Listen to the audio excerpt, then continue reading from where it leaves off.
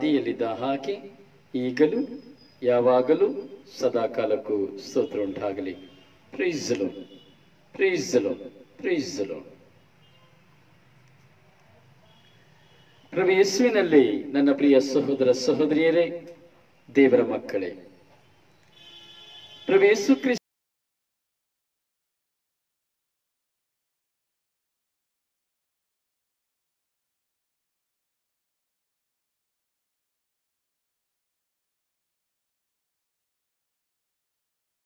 Praise the Lord. Praise the Lord. Praise the Lord. ಪ್ರಿಯರೇ, ನೀವೆಲ್ಲರೂ ತುಂಬಾ ಸುಂದರವಾಗಿದ್ದೀರಿ. ನೀವೆಲ್ಲರೂ ತುಂಬಾ ಸುಂದರವಾಗಿದ್ದೀರಿ.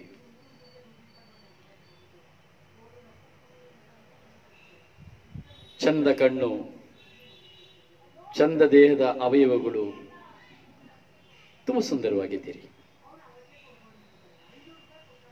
ನಾನು ನಿಮ್ಮನ್ನು ನೋಡಿಲ್ಲ, ಆದ್ರೂ ನಾನು ಹೇಳ್ತಾ ಇದ್ದೇನೆ ನೀವು ಸುಂದರವಾಗಿದ್ದೀರಿ ಎಂಬುದಾಗಿ.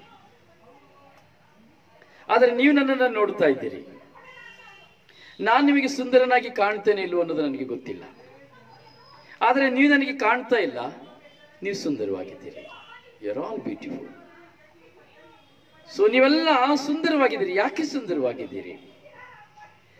ನಿಮ್ಮನ್ನ ನೋಡದ ನನಗೆಯೇ ಸುಂದರವಾಗಿದ್ದೀರಿ ಎಂಬುದಾದರೆ, ನಿಮ್ಮ ಕುಟುಂಬದಲ್ಲಿ ನೀವು ಎಷ್ಟು ಸುಂದರವಾಗಿರಬಹುದು, ನಿಮ್ಮ ಪತಿಯ ಮುಂದೆ ಎಷ್ಟು ಸುಂದರವಾಗಿರಬಹುದು, ನಿಮ್ಮ ಪತ್ನಿಯ ಮುಂದೆ ಎಷ್ಟು ಸುಂದರವಾಗಿರಬಹುದು, ನಿಮ್ಮ ಮಕ್ಕಳ ಮುಂದೆ ಅಥವಾ ನಿಮ್ಮ ಪರಿಸರದಲ್ಲಿ, ನಿಮ್ಮ ಊರಿನಲ್ಲಿ ಎಷ್ಟು ಸುಂದರವಾಗಿರಬಹುದು. Praise the Lord, praise the Lord, praise the Lord. ಸುಂದರ, ಅತಿ ಸುಂದರ. ಈ ಸುಂದರ ಅನ್ನೋದಕ್ಕೆ ಬೇರೆ ಏನಾದ್ರೂ ಪದ ಇದೆಯಾ? ತುಂಬಾ ಸುಂದರವಾಗಿದೆ ಎಂದು ಹೇಳುವುದಕ್ಕಿಂತ ಬೇರೆ ಯಾವ್ದಾದ್ರು ಪದ ಇದೆಯಾ? ರಮಣೀಯವಾಗಿದೆ, ಸುಂದರವಾಗಿದೆ, ಅಂದವಾಗಿದೆ, ಚಂದವಾಗಿದೆ. ಪ್ಲೀಸ್, ಯಾವುದು ಸುಂದರ? ಇದರಲ್ಲಿ ಯಾವುದು ಒಳ್ಳೆಯದು? ಸುಂದರನೋ, ರಮಣೀಯನೋ, ಚಂದನೋ, ಅಂದನೋ?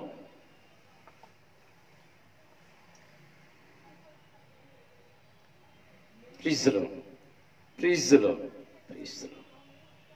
ಒಂದು ಹಾಡಿದೆ ನಿಮ್ಮ ಮುಂದೆ. ನಾನು ಕೆಲವು ಸರಿ ಒಂದು ಚುಟ್ಕ ಚುಟ್ಕ ಹಾಡನ್ನು ಆಡ್ತಾ ಇದ್ದೀನಿ. ಅದನ್ನ ಹಾಡನ್ನ ಅಪವರ್ಥ ಮಾಡಬಾರ್ದು. ಓಕೆ, ಆ ಹಾಡನ್ನ ಅಪವರ್ಥ ಮಾಡಬಾರದು. ಇದೊಂದು ಭಾವಗೀತೆ ಅಂತ ಕಾಣುತ್ತೆ.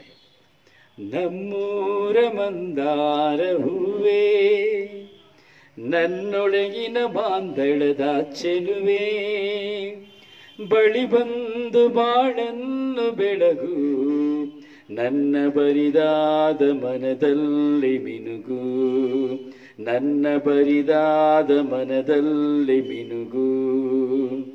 ನಮ್ಮೂರ ಮಂದಾರ ಹೂವೇ, ನನ್ನೊಲುಮೆಯ ಬಾಂಧಳದ ಚೆಲುವೆ, ಬಳಿ ಬಂದು ಬಾಳನ್ನು ಬೆಳಗು, ನನ್ನ ಬರಿದಾದ ಮನದಲ್ಲಿ ಮಿನುಗು, ನನ್ನ ಬರಿದಾದ ಮನದಲ್ಲಿ ಮಿನುಗು. ಕೇಳಿದ್ದೀರಾ?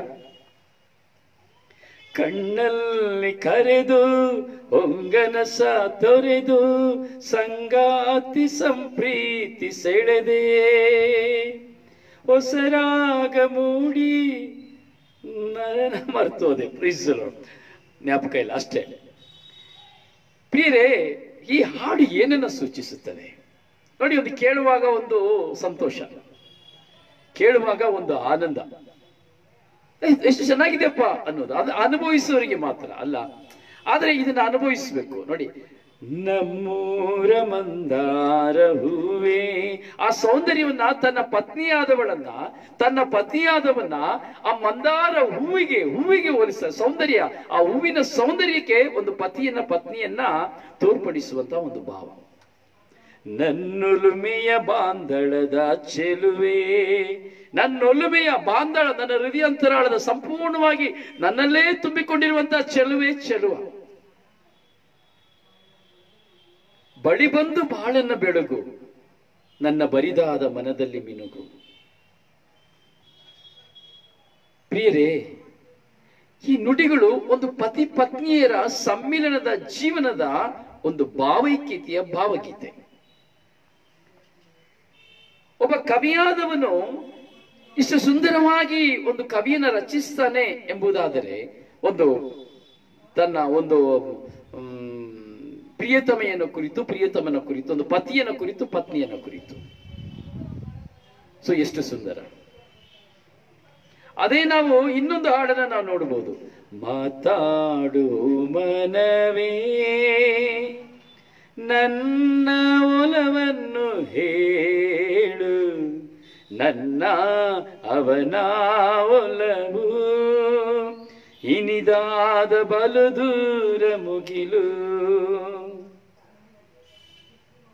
ಸೊ ಬಾಂಧವ್ಯ, ಬಾಂಧವ್ಯ ಪ್ರಿಯರೇ, ಯಾಕೆಂದರೆ ಪ್ರತಿಯೊಂದು ಕವಿ ಕಾವ್ಯಗಾರದಲ್ಲಿ ಬರುವಂತಹ ಪದಗಳನ್ನ ನಾವು ನಮ್ಮಲ್ಲಿ ಅನುಭವಿಸಬೇಕು. ನಾವು ಬರೀ ಕಾವ್ಯಗಳನ್ನ ಈ ದಿನ ಏನಾಗ್ತಾ ಇದೆ, ನಾವು ಬರೀ ಕಾವ್ಯಗಳನ್ನ, ಹಾಡುಗಳನ್ನ ನಾವು ಕೇಳ್ತಾ ಇದ್ದೀವಿ, ಮೆಲುಕು ಆಗ್ತಾ ಇದ್ದೇವೆ. ಆದರೆ ಆ ಹಾಡಿಗಿಂತ ಶ್ರೇಷ್ಠವಾದದ್ದು, ಆ ಕಾವ್ಯಕ್ಕಿಂತ ಶ್ರೇಷ್ಠವಾದದ್ದು, ಮಿಲನವಾದದ್ದು ಒಂದು ವಿವಾಹ ಜೀವನ. ಹಾಗೆ ನನ್ನ ಪತಿ ಪತ್ನಿಯ ಕುಟುಂಬ ಜೀವನದಲ್ಲಿ ಈ ಹಾಡು ನನ್ನ ಪತಿಯ ಪತ್ನಿಯ ಕುಟುಂಬ ಜೀವನದಲ್ಲಿ ನಾವು ಅನುಭವಿಸ್ತಾ ಇಲ್ಲ. Praise the Lord, praise the Lord, hallelujah, hallelujah, hallelujah, hallelujah. ಹೌದು ಪ್ರಿಯ ಸಹೋದರನೇ, ಸಹೋದರಿಯೇ, ಹೀಗೆ ನಮ್ಮ ಜೀವನ, ಈ ಕೌಟುಂಬಿಕ ಜೀವನ ಒಂದು ಸುಂದರವಾದಂತಹ ಜೀವನ. ಆ ಸುಂದರ ಎಂಬಂತಹ ಪದಕ್ಕೆ ಸರಿಸಮಾನವಾದದ್ದು ಈ ಲೋಕದಲ್ಲಿ ಯಾವುದಿಲ್ಲ. ಈ ಸುಂದರ ಎಂಬ ಪದಕ್ಕೆ ಸರಿಸಮಾನವಾದಂತಹ ಉತ್ತರ ಒಂದೇ ಒಂದು ಪದ, ಒಂದೇ ಒಂದು ಪ್ರೀತಿ. ಪ್ರೀತಿ, ಬೇರೆ ಯಾವುದೂ ಇಲ್ಲ. ಪ್ರೀಸರು, ಪ್ರೀಸರು. ಈ ಪ್ರೀತಿಯ ಬೆಸುಗೆಯಲ್ಲಿ, ಈ ಪ್ರೀತಿಯ ಬೆಸುಗೆಯ ಬಾಂಧವ್ಯದಲ್ಲಿ ತುಂಬಿರುವಂತದ್ದೇ ಆಗಿದೆ ಸುಂದರ. ಸುಂದರವಾದಂತಹ ಜೀವನ, ಸುಂದರವಾದಂತಹ ಕುಟುಂಬ, ಸುಂದರವಾದಂತಹ ಪತಿ ಪತ್ನಿ, ಮಕ್ಕಳು. ಪ್ರಿಯರೇ, ನೆನ್ನೆ ದಿನ ನಾವು ಧ್ಯಾನಿಸಿದೆವು ವಿವಾಹ ಸಂಸ್ಕಾರದ ಭಾಗ 16. ಸೊ ಇಂದು ನಾವು ಧ್ಯಾನಿಸಲಿಕ್ಕೆ ಪವಿತ್ರ ಆತ್ಮ ನಮಗೆ ಕಲಿಸಿಕೊಡ್ತಾರೆ ವಿವಾಹ ಸಂಸ್ಕಾರ ಭಾಗ 17. ಸೊ ಪ್ರಭು ಯೇಸುವಿನ ನಾಮದಲ್ಲಿ ಸ್ವರ್ಗೀಯ ಬ್ಲೆಸ್ಸಿಂಗ್ ಟೈಮಿಗೆ ನಿಮ್ಮೆಲ್ಲರನ್ನ ಆದರದ ಸ್ವಾಗತವನ್ನು ಬಯಸುತ್ತಾನೆ. Welcome to you all. Peace be with your family. Peace be with you all. Praise the Lord. Praise the Lord. Praise the Lord. Praise the Lord. So ದಯವಿಟ್ಟು ನಿಮ್ಮ ಫೇಸ್ಬುಕ್ ಗ್ರೂಪ್ಗಳಿಗೆ ದಯವಿಟ್ಟು ಸೆಂಡ್ ಮಾಡಿ ಪ್ರಿಯರೇ. ದಯವಿಟ್ಟು ಈ ವಾಕ್ಯವನ್ನ, ಈ ಸಂದೇಶವನ್ನ ದಯವಿಟ್ಟು ಶೇರ್ ಮಾಡಿ. ಹಾಗೆ ನೀವು ನೋಡ್ತಾ ಇರುವ ಹಾಗೆ ದಯವಿಟ್ಟು ಎಲ್ಲ ಗ್ರೂಪ್ಗಳಿಗೂ ಸೆಂಡ್ ಮಾಡಿ ಪ್ರಿಯರೇ. ಪ್ರತಿದಿನ ನಾನು ಹೇಳಬೇಕಾಗಿಲ್ಲ, ಇದರ ದಯವಿಟ್ಟು ನೀವು ಕಡ್ಡಾಯ ಮಾಡಿ ಎಂಬುದಾಗಿ ಕೇಳ್ಕೊಳ್ತೇನೆ. ಪ್ರಾರಂಭದಲ್ಲಿಯೇ ನೀವು ಇದನ್ನು ಕಡ್ಡಾಯವಾಗಿ ಮಾಡಿ ಎಂಬುದಾಗಿ. Praise the Lord, praise the Lord, praise the Lord. ಪ್ರಿಯರೇ, ನಿನ್ನೆ ಭಾಗ 16ರಲ್ಲಿ ನಾವು ತುಂಬಾ ಮನೋಹರವಾದಂತಹ ವಿಷಯಗಳನ್ನ, ಆಕರ್ಷಣೆಗೊಳಗಾಗುವಂತಹ ವಿಷಯಗಳನ್ನ ಕಲಿತುಕೊಳ್ಳಲು ಪವಿತ್ರಾತ್ಮರು ಪ್ರೇರಣೆಯನ್ನು ಕೊಟ್ಟರು. ಈ ವಿಷಯದ ಬಗ್ಗೆ ಕೇಳುವಾಗ ಎಲ್ಲರೂ ಒಂದು ಕುತೂಹಲಕರವಾದಂತಹ ಉತ್ತರವನ್ನು ಕೊಡ್ತಾ ಇದ್ರು. ಸೊ ಗುರುಗಳು ಸಹ ಈಗ ತಾನೇ ಗುರುಗಳು ಸಹ ಸಂಧಿಸಿದ್ರು ನನ್ನ. ಗುರುಗಳು ಸಹ ಹೇಳಿದ್ರು, ಇವತ್ತು ಏನು ಕೊಡ್ತಾ ಇದ್ದೀರಿ, ಇವತ್ತು ಯಾವುದ್ರ ವಿಷಯದಲ್ಲಿ ಕೊಡ್ತಾ ಇದ್ದೀರಿ ಅಂತ ಈಗ ಸಹ ಗುರುಗಳು ಸಹ ಕೇಳಿದ್ರು. ಪ್ರಿಯೆ, ಪ್ರತಿಯೊಬ್ಬರಿಗೂ ಆಕರ್ಷಣೆ ಆಗ್ತಾ ಇದೆ. ಕಾರಣ ಇದು ದೇವರ ವಾಕ್ಯ, ಇದು ಮನುಷ್ಯ ವಾಕ್ಯವಲ್ಲ, ಮತ್ತೆ ಇದು ಸತ್ಯ, ಕಟ್ಟುಕತೆಯಲ್ಲ. ಹೀಗೆ ನಿನ್ನೆ ನಾವು ಧ್ಯಾನಿಸಿ ಬರುವಾಗ ವಿವಾಹ ಜೀವನದಲ್ಲಿ ಮಕ್ಕಳ ಪಾಲನೆಯ ಭಾಗ್ಯ ಹಾಗೂ ದೈವ ವಿರುದ್ಧ ಕಾರ್ಯಗಳನ್ನು ನಾವು ಪ್ರಾರಂಭಿಸಿದೆವು. ಇಷ್ಟನ್ನು ಪ್ರಾರಂಭಿಸಲಿಕ್ಕೆ ಕಾರಣ ಕಥೋಲಿಕ ಧರ್ಮಸಭೆ ನಮ್ಮ ಮುಂದೆ ಇಟ್ಟಿರುವಂತಹ ಶ್ರೇಷ್ಠ ಸಂಸ್ಕಾರಗಳು. 7 ಸಂಸ್ಕಾರಗಳಲ್ಲಿ ಉಗಮವಾದಂತಹ 5ನೆಯ ಸಂಸ್ಕಾರ ವಿವಾಹ ಸಂಸ್ಕಾರ. ಈ ವಿವಾಹ ಸಂಸ್ಕಾರ ಅಂದ್ರೆ ವಿವಾಹಕ್ಕೆ ಮುಂಚಿತವಾಗಿ ನಾನು ಹೇಗೆ ಜೀವಿಸಬೇಕು, ವಿವಾಹದ ಸಮಯದಲ್ಲಿ ನಾನು ಹೇಗೆ ಜೀವಿಸಬೇಕು, ವಿವಾಹದ ತದಬಳಿಕ ನಾನು ಹೇಗೆ ಜೀವಿಸಬೇಕು ಎಂಬುದನ್ನ ಪವಿತ್ರಾತ್ಮರು ನಮಗೆ ಕಲಿಸಿಕೊಡ್ತಾ ಇದ್ದಾರೆ. ನಾವು ಇದನ್ನು ಕಲಿತುಕೊಳ್ಳಿಕ್ಕೆ ಭಾಗ್ಯವಂತರಾಗ್ತಾ ಇದ್ದೇವೆ, ನಾವು ಕಲಿತುಕೊಳ್ತಾ ಇದ್ದೇವೆ. Praise the Lord, Praise the Lord. Hallelujah. Hallelujah. Hallelujah. Hallelujah. Hallelujah. Hallelujah. Hallelujah. ಹೌದು ಪ್ರಿಯರೇ, ವಿವಾಹ ಜೀವನದಲ್ಲಿ ಮಕ್ಕಳ ಪಾಲನೆಯ ಭಾಗ್ಯ ನೆನೆ ನಾವು ಧ್ಯಾನಿಸ್ತಾ ಇತ್ತು. ಸೊ ನಾವು ಧ್ಯಾನಿಸುವಂತಹ ಸಂದೇಶಗಳು ಆ ಮಕ್ಕಳ ಭಾಗ್ಯ ಎಂಬ ಸಂದೇಶವನ್ನ ನಾವು ಧ್ಯಾನಿಸಿ ಬರುವಾಗ ನಾವು ಎಷ್ಟರ ಮಟ್ಟಿಗೆ ನಮ್ಮ ಜೀವನದಲ್ಲಿ ಈ ಮಕ್ಕಳನ್ನ ಸಾಕಿ ಸಲಹುವುದಕ್ಕೆ ನಮ್ಮನ್ನ ನಾವು ಸಿದ್ಧ ಮಾಡಿದ್ದೇವೆ, ಎಷ್ಟರ ಮಟ್ಟಿಗೆ ನಮ್ಮ ಮಕ್ಕಳನ್ನ ನಿಜವಾಗಿ ನಾನು ಒಬ್ಬ ಪತಿಯಾಗಿದ್ದೇನೆ, ಒಬ್ಬ ಪತ್ನಿಯಾಗಿದ್ದೇನೆ, ನನ್ನ ಮಕ್ಕಳನ್ನು ನಾನು ಸಾಕಿ ಸಲಹುವಂಥದ್ದು ಎಷ್ಟು ಶ್ರೇಷ್ಠವಾದದ್ದು, ಹಾಗೂ ಅದು ದೇವರಿಂದ ನಾನು ಪಡೆದುಕೊಂಡಂತಹ ಭಾಗ್ಯ ಎಂಬುದನ್ನು ಎಷ್ಟು ಜನ ನಾವು ಕಂಡುಕೊಂಡಿದ್ದೇವೆ. ಅದನ್ನು ಇವತ್ತು ನಾವು ಧ್ಯಾನಿಸಲಿಕ್ಕೆ ಹೋಗ್ತೇವೆ. ಅದಕ್ಕೆ ಮುಂಚಿತವಾಗಿ ಪ್ರಿಯರೇ, ಅದಕ್ಕೆ ಮುಂಚಿತವಾಗಿ ನಾವು ಇನ್ನೂ ಕೆಲವು ವಿಷಯವನ್ನು ಧ್ಯಾನಿಸಬೇಕಾಗಿದೆ. ನೆನ್ನೆಯ ದಿನದಲ್ಲಿ ನಾವು ಧ್ಯಾನಿಸ್ತಾ ಬಂದೆವು. ಏನನ್ನ ಧ್ಯಾನಿಸಿ ಬಂದೆವು, ಯಾವ ವಿಷಯದಲ್ಲಿ ಧ್ಯಾನಿಸಿ ಬಂದೆವು ಎಂದು ನಮಗೆ ಚೆನ್ನಾಗಿ ಗೊತ್ತುಂಟು. ಧ್ಯಾನಿಸಿದಂಥ ವಿಷಯಗಳು ನಮ್ಮ ಮನಸ್ಸಿನಿಂದ ಹೋಗಿಲ್ಲ, ಹಾಗೆ ಇರಬಹುದು. ಟೆಸ್ಟ್ ಟ್ಯೂಬ್ ಮಗುವಿನ ಬಗ್ಗೆ ಧ್ಯಾನಿಸಿದೆವು. ಅದು ಸರಿಯಾ ತಪ್ಪಾ ಎಂಬುದಾಗಿ, ಅಂದರೆ ಮಕ್ಕಳನ್ನು ಯಾವ ವಿಧದಲ್ಲಿ ಬೇಕಾದರೂ ಸೌಂದರ್ಯಪಡಿಸಬಹುದು. ಗರ್ಭದಲ್ಲಿಯೇ, ತಾಯಿಯ ಗರ್ಭದಲ್ಲಿಯೇ ಯಾವ ವಿಧದಲ್ಲಿ ಬೇಕಾದರೂ ಮಗುವನ್ನ ಸೌಂದರ್ಯಪಡಿಸಬಹುದು. ಅಂದರೆ ಒಂದು ಪತಿಯ ಸಂಪರ್ಕನೇ ಇಲ್ಲದೆ, ಒಂದು ಪುರುಷರ ಪತ್ನಿಯಲ್ಲಿ ಒಂದು ಪುರುಷ ಸಂಪರ್ಕ, ಒಂದು ಸ್ತ್ರೀಯಲ್ಲಿ ಪುರುಷ ಸಂಪರ್ಕವಿಲ್ಲದೆಯೇ ಒಂದು ಮಗುಗೆ ಜನ್ಮ ಕೊಡ್ಲಿಕ್ಕೆ ಇವತ್ತಿನ ವಿಜ್ಞಾನ ತುಂಬಾ ಶಕ್ತವಾಗಿದೆ. ಅದು ದೈವ ವಿರುದ್ಧ ಕಾರ್ಯ, ದೈವ ವಿರುದ್ಧ ಕಾರ್ಯವಾಗಿದೆ. ಎರಡನೇದು, ಬಾಡಿಗೆ ತಾಯಿಯ ಬಗ್ಗೆ ನಾವು ಧ್ಯಾನಿಸಿದೆವು. ಬಾಡಿಗೆ ತಾಯಿಯ ಬಗ್ಗೆ ನಾವು ಧ್ಯಾನಿಸಿ ಬರುವಾಗ ನಾವು ನೋಡಿದ್ದೆವು, ಸೊ ಹೇಗಿದೆ, ಮತ್ತೆ ಮತ್ತೊಬ್ಬರ ಜೀವಕೋಶಗಳನ್ನ, ಸಂತಾನವಿಲ್ಲದಿರುವಂಥದ್ದು, ಹೀಗೆ ಜೀವಕೋಶಗಳನ್ನ ಬದಲಿಸುವುದರ ಬಗ್ಗೆ ನಾವು ಧ್ಯಾನಿಸಿದೆವು. ವಿವಿಧ ವಸ್ತುಗಳ ಉಪಯೋಗಗಳನ್ನು ಕುರಿತು ನಾವು ಧ್ಯಾನಿಸಿದೆವು. ಈ ವಿವಿಧ ವಸ್ತುಗಳ ಉಪಯೋಗದಿಂದ ಏನು ಸಂಭವಿಸುತ್ತದೆ, ನನಗೆ ದೇವರು ಸಿಕ್ಕಬೇಕಾಗಿರುವಂತ ಕೊಡಬೇಕಾದಂತಹ ಮಕ್ಕಳು ಗಟ್ಟಿ ಕಾಳಾದಂತಹ ಆಶೀರ್ವಾದಕರಾದ ಮಕ್ಕಳನ್ನ ನಾನು ಹೇಗೆ ಬೀದಿ ಪಾಲು ಮಾಡ್ತೇನೆ, ಹೇಗೆ ಕಳೆದುಕೊಳ್ತೇನೆ, ಈ ಆಶೀರ್ವಾದನ ಹೇಗೆ ಕಳೆದುಕೊಳ್ತೇನೆ ಎಂಬುದನ್ನು ಧ್ಯಾನಿಸಿದೆವು. Praise the Lord. Hallelujah. Hallelujah. Hallelujah. ಹೌದು ಪ್ರಿಯರೇ, ಹೀಗೆ ಹಲವಾರು ವಿಧದ ಕಾರ್ಯಗಳನ್ನು ನಾವು ಧ್ಯಾನಿಸಿ, ಪರಪುರುಷರಿಂದ ಪರಪತ್ನಿಯರಿಗೆ ಹುಟ್ಟುವಂತಹ ಮಕ್ಕಳು, ನಾವು ಅದನ್ನು ಧ್ಯಾನಿಸ್ತಾ ಬರ್ತಾ ಇದ್ದೆವು. ಮದುವೆಯಾದಂತಹ ಪತಿ, ಮದುವೆಯಾದಂತಹ ಪತ್ನಿ, ಆದರೆ ಪತ್ನಿ ತನ್ನ ಪತಿಯಿಂದ ಮಕ್ಕಳನ್ನ ಪಡೆಯುವುದಿಲ್ಲ, ಬೇರೊಬ್ಬರಿಂದ ಪತ್ನಿಯ ಮಕ್ಕಳನ್ನ ಪಡೆದುಕೊಂಡು ಜೀವಿಸ್ತಾ ಇದ್ದಾರೆ. ಸಾವಿರಾರು ಲಕ್ಷಾಂತರ ಘಟನೆಗಳು ನಡೆಯುತ್ತಾ ಇದೆ, ಈಗಲೂ ಸಹ ನಡೆದಿದೆ. ಅಂದರೆ ಯಾವುದಕ್ಕಾಗಿ ಇದನ್ನು ಧ್ಯಾನಿಸಿ, ಇದು ನನ್ನ ಸಂತತಿ ಆಗುವುದಿಲ್ಲ, ಇದು ನನ್ನ ಸಂತಾನವಾಗುವುದಿಲ್ಲ, ನಮ್ಮ ತಲೆಮಾರು ಆಗುವುದಿಲ್ಲ. ಹಾಗೆ ನಾವು ಹೇಳಿದೆವು, ಏನೇ ಮಾಡಿದರೂ ಒಂದು ತಂದೆಯ ಸಂತಾನವೇ ಹೊರತು, ತಂದೆಯಿಂದಲೇ ಒಂದು ಸಂತಾನ, ಒಂದು ಪತಿಯಿಂದಲೇ ಸಂತಾನ ಹೊರತು ಪತ್ನಿಯಿಂದ ಸಂತಾನವಿಲ್ಲ. ತಲೆಮಾರು ಎಂದು ಹೇಳುವುದು ತಂದೆಯಿಂದ ಬರುವಂಥದ್ದು, ತಾಯಿಯಿಂದ ಅಲ್ಲ. ಆದರೆ ತಂದೆಯ ತಲೆಮಾರುಗಳಿಗೆ ಪ್ರೋತ್ಸಾಹಿಸುವಂಥದ್ದು, ಜನ್ಮ ಕೊಡುವಂಥದ್ದು ಜನ್ಮದಾತೆ ತಾಯಿ. Praise the Lord. Praise the Lord. Praise the Lord. ಹೌದು ಪ್ರಿಯರೇ, ನಾವು ಧ್ಯಾನಿಸಬೇಕು. ನಾವು ನಿನ್ನೆ ಒಂದು ವಿಷಯವನ್ನಾಗಿ ಧ್ಯಾನಿಸಿ ಬರ್ತಾ ಇದ್ದೆ. ಕೆಲವರಿಗೆ ಸಂಶಯ ಬಂತು, ಬ್ರದರ್ ಇದು ಹೇಗೆ ಹೇಳ್ತೀರಿ, ಇದು ತಪ್ಪು ಅಂತ ಹೇಗೆ ಹೇಳ್ತೀರಿ ಬ್ರದರ್, ಇದು ತಪ್ಪು ಅಂತ ಹೇಗೆ ನೀವು ತಪ್ಪು ಅಂತ ಕನ್ಸಿಡರ್ ಮಾಡ್ತೀರಿ? ಈ ಪ್ರಶ್ನೆಗೆ ಉತ್ತರ ಪವಿತ್ರಾತ್ಮರು ಖಂಡಿತವಾಗಿ ಕೊಡ್ತಾರೆ. ನೋಡಿ, ಒಂದು ಪತಿಯಾದವನಾಗಲಿ, ಒಂದು ಪತಿಯಾದವನು ತನ್ನ ಪತ್ನಿಯಲ್ಲಿ ಆ ಪವಿತ್ರವಾದಂತಹ ಬಲಿಯಲ್ಲಿ ಒಂದಾಗುವಾಗ, ಪತಿಯಾದವನು ತನ್ನ ಪತ್ನಿಯಲ್ಲಿ ಆ ಪವಿತ್ರವಾದ ಬಲಿಯಲ್ಲಿ ಒಂದಾಗುವಾಗ, ದಟ್ ಇಸ್ ಬಲಿ, that is not sex. Please don't say sex, that is sacrament. ಪತಿ ಪತ್ನಿ ಇದ ಮೇಲೆ ಅದು ಸಕ್ರಮೆಂಟ್. ಆ ಪವಿತ್ರ ಬಲಿಯಲ್ಲಿ ಒಂದಾಗುವಾಗ ಯಾವ ವಿಧದಲ್ಲಿಯೂ ಆ ಪತಿಯಿಂದ ಹೊರಬರುವಂತಹ ತಲೆಮಾರು ಸಂತಾನಗಳಾದಂತ ತಲೆಮಾರಾದಂತ ಆಶೀರ್ವಾದದಿಂದ ತುಂಬಿದಂತ ತೆನೆಗಳಾದಂತಹ ಆ ಜೀವ ಕಣಗಳು, ವೀರ್ಯಾಣಗಳು ಆ ತಾಯಿಯ ಪತ್ನಿಯ ಗರ್ಭದಲ್ಲಿ ಮಾತ್ರ ಪ್ರವೇಶಿಸಬೇಕು. ಅದನ್ನು ಯಾವ ವಿಧದಲ್ಲಿ ಹೊರಹಾಕುವ ಹಾಗೆ ಇಲ್ಲ. ಅದನ್ನು ಯಾವ ವಿಧದಲ್ಲಿ ಹೊರಹಾಕುವ ಹಾಗೆ ಇಲ್ಲ. ಅದು ಪಾಪ. ಸೊ ಕೇಳಿದ್ರೆ ಹೇಗೆ ಬ್ರದರ್ ಇದನ್ನು ಹೊರಗೆ ಚೆಲ್ತೀರಿ ಅದು ಇದು ಅಂತ ಹೇಳ್ತಾ ಇದ್ರಲ್ಲಿ ಹೇಗೆ? ಎಸ್, ಜ್ಞಾನೋಕ್ತಿಗಳ ಪುಸ್ತಕದಲ್ಲಿ ಬಗ್ಗೆ ನಾನು ವಿವರಣೆಯನ್ನು ಕೊಟ್ಟಿದ್ದೇನೆ 6ನೇ ಅಧ್ಯಾಯದಲ್ಲಿ. ಸೊ ಇನ್ನು ಅದಕ್ಕಿಂತ ಶ್ರೇಷ್ಠವಾದಂತಹ ವಿವರಣೆಯನ್ನು ನಾನು ಇಲ್ಲಿ ಕೊಡ್ಲಿಕ್ಕೆ ಪವಿತ್ರಾತ್ಮರು ಸಹಾಯ ಮಾಡ್ತಾ ಇದ್ದಾರೆ.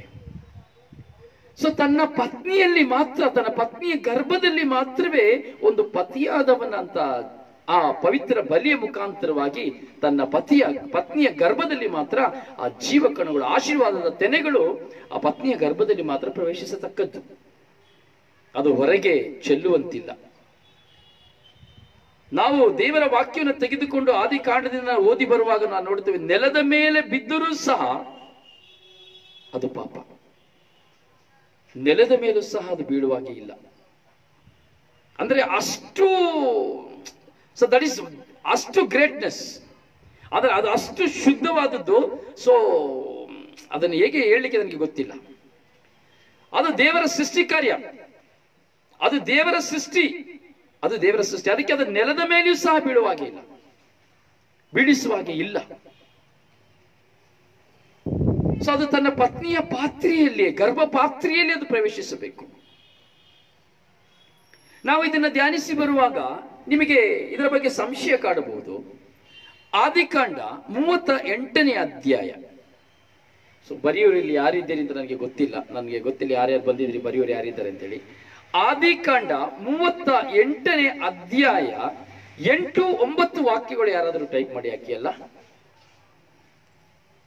ಆದಿಕಾಂಡ, ಸೊ ಇಂಗ್ಲಿಷಲ್ಲೂ ಹಾಕಿ, ಕನ್ನಡದಲ್ಲಿಯೂ ಹಾಕಿ. ಸೊ ಆದ್ರೆ ನನಗೆ ಕನ್ನಡದಲ್ಲಿ ಹಾಕಿದ್ರೆ ತುಂಬಾ ಜನ ನೋಡ್ಲಿಕ್ಕೆ ಸಾಧ್ಯವಾಗ್ತದೆ. ಯಾಕಂದ್ರೆ ನಾವು ವಿವಾಹ ಸಂಸ್ಕಾರ ಅದು ಶ್ರೇಷ್ಠ. ವಿವಾಹ ಸಂಸ್ಕಾರ ಅನ್ನೋದು ಯಾತಕ್ಕೆ ವಿವಾಹ ಸಂಸ್ಕಾರ ಅಂದ್ರೆ ದೇವರ ಸೃಷ್ಟಿ ಕಾರ್ಯ ಮನುಷ್ಯನ ಮೂಲಕವಾಗಿ ನಡೆಯುವುದಕ್ಕಾಗಿ. ದೈವ ಸೃಷ್ಟಿ ಕಾರ್ಯ ಈ ಮನುಷ್ಯನ ಮೂಲಕವಾಗಿ ನಡೀಲಿಕ್ಕಾಗಿ ದೇವರು ಅನುಗ್ರಹಿಸಿದಂತ ಪಾತ್ರ. Praise the Lord. Hallelujah, hallelujah, hallelujah, hallelujah. ಹೌದು ಪ್ರಿಯ ಸಹೋದರನೇ, ಸಹೋದರಿಯೇ, ನಾವು ಧ್ಯಾನಿಸ್ತಾ ಇರಬೇಕು. ನಾವು ದೇವರ ವಾಕ್ಯವನ್ನು ನಾವು ಧ್ಯಾನಿಸುವಾಗ ಕೆಲವು ಸರಿ ನಾವು ಗೊಂದಲಕ್ಕೆ ಒಳಗಾಗ್ತೇವೆ. ಆದರೆ ಗೊಂದಲಕ್ಕೆ ಒಳಗಾಗುವುದಕ್ಕೆ ನಾವು ಅವಕಾಶ ಕೊಡಬಾರದು. ದೇವರ ವಾಕ್ಯಕ್ಕೆ ಗೊಂದಲಕ್ಕೆ ಒಳಗಾಗುವುದಕ್ಕೆ ನಾವು ಅವಕಾಶ ಕೊಡಬಾರದು. Praise the Lord. Hallelujah, hallelujah, hallelujah. ಯೆಹೂದ ಮತ್ತು ತಾಮಾರನ ಬಗ್ಗೆ ನಾವಲ್ಲಿ ಧ್ಯಾನಿಸ್ತೇವೆ. ಯೆಹೂದ ಮತ್ತೆ ತಾಮಾರನ ಬಗ್ಗೆ ಅಲ್ಲಿ ನಾವು ಧ್ಯಾನಿಸ್ತೇವೆ. ಪ್ರಿಯರೇ, ಈ ವಾಕ್ಯವನ್ನು ನಾವು ಧ್ಯಾನಿಸುವಾಗ ನಾನು ಎಲ್ಲಿಂದ ಹೇಳಬೇಕು? ನಾನು ತೆಗೆದಿದ್ದೇನೆ, ಚಾಪ್ಟರ್ನ ತೆಗೆದಿದ್ದೇನೆ. ಓಕೆ, ನಾನು ಪ್ರಾರಂಭದಿಂದಲೇ ನಾನು ನಿಮ್ಮ ಮುಂದೆ ಓದ್ಬಿಡ್ತೇನೆ. ಯಾಕೆಂದ್ರೆ ಅಲ್ಲಿ ಬರೀಲಿಕ್ಕೆ ಕಷ್ಟ ಆಗ್ಬೋದು, ನೋ ಪ್ರಾಬ್ಲಮ್. 6ನೇ ಅಧ್ಯಾಯ 38ನೇ ಅಧ್ಯಾಯ 6ನೇ ವಾಕ್ಯದಿಂದ ನಾವು ನೋಡ್ಬೇಕಾದ್ರೆ 7ನೇ ವಾಕ್ಯನ ತೆಗೆದುಕೊಳ್ಳದ. ಯೆಹೂದನ ಈ ಹಿರಿಯ ಮಗ ಸರ್ವೇಶ್ವರ ಸ್ವಾಮಿಯ ದೃಷ್ಟಿಯಲ್ಲಿ ಕೆಟ್ಟವನಾಗಿದ್ದನು. ಈ ಯೆಹೂದನ ಹಿರಿಯ ಮಗ ಸರ್ವೇಶ್ವರ ಸ್ವಾಮಿಯ ದೃಷ್ಟಿಯಲ್ಲಿ ಕೆಟ್ಟವನಾಗಿದ್ದನು. ಆದ್ದರಿಂದ ಸರ್ವೇಶ್ವರ ಅವನನ್ನ ಸಾವಿಗೀಡು ಮಾಡಿದರು. ಯೆಹೂದನು ತನ್ನ ಜ್ಯೇಷ್ಠ ಪುತ್ರ ಏರಾನಿಗೆ ತಾಮರ್ ಎಂಬ ಹೆಣ್ಣನ್ನು ತಂದು ಮದುವೆ ಮಾಡಿರ್ತಾನೆ. ಆದರೆ ಈ ಯೆಹೂದನ ಈ ಹಿರಿಯ ಮಗ ಸರ್ವೇಶ್ವರನ ದೃಷ್ಟಿಯಲ್ಲಿ ಕೆಟ್ಟವನಾಗ್ತಾನೆ. ಯಾಕೆ ಕೆಟ್ಟವನಾಗ್ತಾನೆ? ಆದ್ದರಿಂದ ಸರ್ವೇಶ್ವರ ಅವನನ್ನು ಸಾವಿಗೀಡು ಮಾಡ್ತಾರೆ. ಯಾಕೆ ಸಾವಿಗೀಡು ಮಾಡ್ತಾರೆ? ಯಾತಕ್ಕೆ ಸಾವಿಗೀಡು ಮಾಡ್ತಾರೆ? ಹೌದು ಪ್ರಿಯ ಸಹೋದರನೇ, ಸಹೋದರಿಯೇ, ಇದನ್ನ ನಾವು ಧ್ಯಾನಿಸಬೇಕಾಗಿದೆ. ಯಾತಕ್ಕೆ ಅಂದರೆ ನೋಡಿ, ಸರ್ವೇಶ್ವರ ಸ್ವಾಮಿ ನಮ್ಮ ಮುಂದೆ ಇದ್ದಾರೆ, ವಾಕ್ಯವಾಗಿ ನಮ್ಮ ಮುಂದೆ ಇದ್ದಾರೆ. ಪವಿತ್ರ ಶ್ರೀಗ್ರಂಥದಲ್ಲಿ ಬರೆಯಲ್ಪಟ್ಟಂತಹ ವಾಕ್ಯಗಳಿವು. ಬಳಿಕ ಯೆಹೋವನು ಏನ್ ಮಾಡ್ತಾ ಇದ್ದ? ಓನಾನನಿಗೆ, ನೀನು ನಿನ್ನ ಅತ್ತಿಗೆಯನ್ನು ಮದುವೆ ಮಾಡಿಕೊಂಡು ಮೈದಿನ ಧರ್ಮಕ್ಕನುಸಾರ ನಿನ್ನ ಅಣ್ಣನಿಗೆ ಸಂತತಿಯನ್ನು ಹುಟ್ಟಿಸು ಎಂದನು. ಪ್ರೀಸಲು ಸಂತತಿಗಾಗಿ ತನ್ನ ಅತ್ತಿಗೆಯನ್ನ ಮದುವೆ ಮಾಡಲಿಕ್ಕೆ ಅವನು ಹೇಳ್ತಾನೆ. ಅಣ್ಣ ತೀರಿ ಹೋಗ್ತಾನೆ, ಅದರಿಂದ ಅಣ್ಣ ತೀರಿ ಹೋದ ಕಾರಣವಾಗಿ ತನ್ನ ಸಂತತಿ ಬೆಳಿಬೇಕೆಂಬುದಕ್ಕಾಗಿ ತನ್ನ ಅತ್ತಿಗೆಯೊಂದಿಗೆ ನೀನು ವಿವಾಹವನ್ನು ಮಾಡಿಕೊ ಎಂಬುದಾಗಿ ಹೇಳುತ್ತಾರೆ. ಪ್ರಿಯರಿಗೆ, ವಿವಾಹವನ್ನು ಮಾಡಿಕೊಳ್ಳಲು ಹೇಳುವಾಗ ಒಂದು ಮಗು, ನೀನು ಒಂದು ಸಂತತಿಯನ್ನು ನೀನು ಏರ್ಪಡಿಸಬೇಕು, ಒಂದು ಸಂತತಿಯನ್ನು ಉಂಟು ಮಾಡಬೇಕು ಎಂದು ಹೇಳುವಾಗ ಓನಾನನು ಹೀಗೆ ಆಗುವ ಸಂತಾನ ತನ್ನದಾಗುವುದಿಲ್ಲವೆಂದು ತಿಳಿದುಕೊಳ್ಳುತ್ತಾನೆ. ಹೀಗೆ ಒಂದು ಸಂತಾನ ಹೀಗೆ ಆದ್ರೆ ಅದು ನನ್ನ ಅತ್ತಿಗೆ ಒಂದಿಗೆ ನಾನು ಇದ್ರೆ ಅದು ನನ್ನ ಸಂತಾನ ಆಗುವುದಿಲ್ಲ ಎಂಬುದಾಗಿ ತಪ್ಪು ಮನೋಭಾವನೆಗೆ ಹೋಗ್ತಾನೆ. ಅವನಿಂದ ಹೊರಡುವಂತಹ ಜೀವಕಣಗಳು, ಅವನಿಂದ ಹೋಗುವಂತಹ ತೆನೆಗಳು, ಅವನಿಂದ ಹೋಗುವಂತಹ ದೇವರ ಆಶೀರ್ವಾದದ ಸಂತತಿಗಳು, ಆದರೆ ಅವನಿಗೆ ಅರಿವಾಗುವುದಿಲ್ಲ ಅದು ಹೇಗೆ ಅದು ನನ್ನ ಸಂತತಿ ಆಗ್ತದೆ ಎಂಬುವಂತಹ ಪ್ರಶ್ನೆ ಅವನಿಗೆ ಬರ್ತದೆ. ಆಳವಾಗಿ ನಾವು ಧ್ಯಾನಿಸಬೇಕು, ಸ್ವಲ್ಪ ಕಿವಿಗೊಟ್ಟು ಧ್ಯಾನಿಸುವ. ಸೊ ಹೀಗಿರುವಾಗ ಇಲ್ಲಿ ವಾಕ್ಯ ಹೇಳ್ತಾ ಇದೆ, ನಾನು ಹೇಳ್ತಾ ಇಲ್ಲ. ನಿಮ್ಮ ಕೈಲಿರುವಂತಹ ಶ್ರೀ ಪವಿತ್ರ ಬೈಬಲ್ ತೆಗೆದುಕೊಂಡು ಓದಿದ್ರೆ ನಿಮಗೆ ಚೆನ್ನಾಗಿ ಗೊತ್ತಾಗ್ತದೆ. ಇಂಗ್ಲಿಷ್ ಆಗ್ಬೋದು, ಕೊಂಕಣಿ ಆಗ್ಬೋದು, ಅಥವಾ ಮಲಯಾಳಂ ಆಗ್ಬೋದು, ತೆಲುಗು ಆಗ್ಬೋದು, ಕನ್ನಡ ಆಗ್ಬೋದು, ಯಾವ ಭಾಷೆಯಲ್ಲಿ ಆಗ್ಬೋದು. ಇಲ್ಲಿ ವಾಕ್ಯ ನಾವು 9 ಓದಬೇಕಾದ್ರೆ, ಅವನು ಅಲ್ಲಿ ನೋಡಿ 8 ಓದಿ ಬರ್ಬೇಕಾದ್ರೆ ಅಣ್ಣನಿಗೆ ಸಂತತಿ ಹುಟ್ಟಿಸಲು ಅವನಿಗೆ ಒಪ್ಪಲಿಲ್ಲ. ಅವನು ತಿಳ್ಕೊಳ್ತಾನೆ ನನ್ನ ಅಣ್ಣನಿಗೆ ಸಂತತಿ ಆಗ್ತದೆ ಅಂತೇಳಿ. ಅದರಿಂದ ಅವನ ಅಣ್ಣನಿಗೆ ಸಂತತಿ ಹುಟ್ಟಿಸಲು ಇಷ್ಟಪಡದೆ, ತನ್ನ ಅತ್ತಿಗೆಯ ಮುಖಾಂತರವಾಗಿ ಸಂತತಿಯನ್ನ ಕೊಡಲು ಇಷ್ಟಪಡದೆ ಅವನೇನು ಮಾಡುತ್ತಾನೆ, ತನ್ನ ಅತ್ತಿಗೆಯಲ್ಲಿ ವಾಕ್ಯ ಹೀಗೆ ಹೇಳ್ತದೆ, ನಾನು ಹೇಳ್ತಾ ಇರೋದಿಲ್ಲ, ವಾಕ್ಯ ಹೀಗೆ ಹೇಳ್ತದೆ. ತನ್ನ ಅತ್ತಿಗೆಯಲ್ಲಿ ಒಂದಾಗುವಾಗಲೆಲ್ಲ ತನ್ನ ವೀರ್ಯವನ್ನ ಹಾಸಿಗೆ ಪಾಲು ಮಾಡುತ್ತಾ ಇದ್ದನು. ನಾನು ವಾಕ್ಯವನ್ನು ಸ್ವಲ್ಪ ಬದಲಾಯಿಸಿ ಹೇಳ್ತಾ ಇದ್ದೇನೆ, ಒಂದು ಶ್ರೇಷ್ಠವಾದ ವಾಕ್ಯವನ್ನು ನಾನು ಇಟ್ಟು ಹೇಳ್ತಾ ಇದ್ದೇನೆ. ತನ್ನ ಅತ್ತಿಗೆಯಲ್ಲಿ, ಆ ಬಲಿಯಲ್ಲಿ ಒಂದಾಗುವಾಗಲೆಲ್ಲ ತನ್ನ ವೀರ್ಯವನ್ನ ಹಾಸಿಗೆ ಪಾಲು ಮಾಡ್ತಾ ಇದ್ದನು. ಪ್ರೀಸ್ ದ ಲಾರ್ಡ್.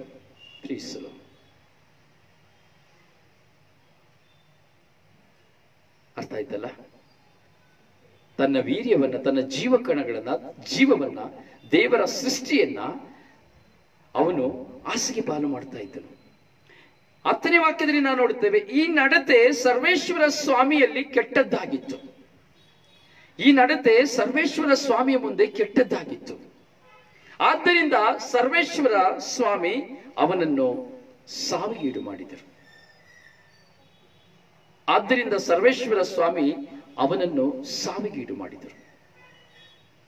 ಅರ್ಥ ಆಯ್ತಾ ನಿಮಗೆ? ನಾನು ಹೇಳಿದಂತ ವಾಕ್ಯ ನಿಮ್ಮ ಪ್ರಶ್ನೆಯಲ್ಲಿದ್ದಂತ ನಿಮ್ಮಲ್ಲಿ ಬಂದಂತಹ ಪ್ರಶ್ನೆಗೆ ಉತ್ತರ ಸಿಕ್ಕಿತ?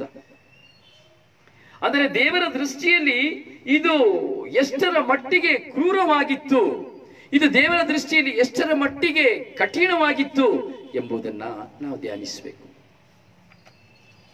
ಅದಕ್ಕಾಗಿ ನಾನು ಹೇಳಿದ್ದು, ಅದಕ್ಕೆ ಕೀರ್ತನೆಗಾರ ಹೇಳುತ್ತಾನೆ,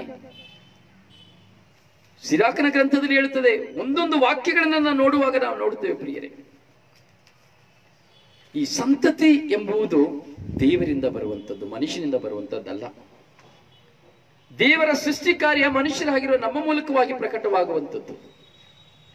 ಹೀಗೆ ಯಾವುದೇ ವಿಧದಲ್ಲಿ ಈ ವೀರ್ಯಾಣುವನ್ನ, ಜೀವಕಣಗಳನ್ನ, ಆಶೀರ್ವಾದದ ತೆನೆಗಳನ್ನ, ಆ ಪವಿತ್ರ ಬಲಿಯ ಮುಖಾಂತರವಾಗಿ ಒಂದಾಗುವಂತ ದೇವರು ಕೊಡುವಂತ ಆ ಜೀವ ಕಣಗಳನ್ನ ನಾವು ಹೊರಚೆಲ್ಲಬಾರದು.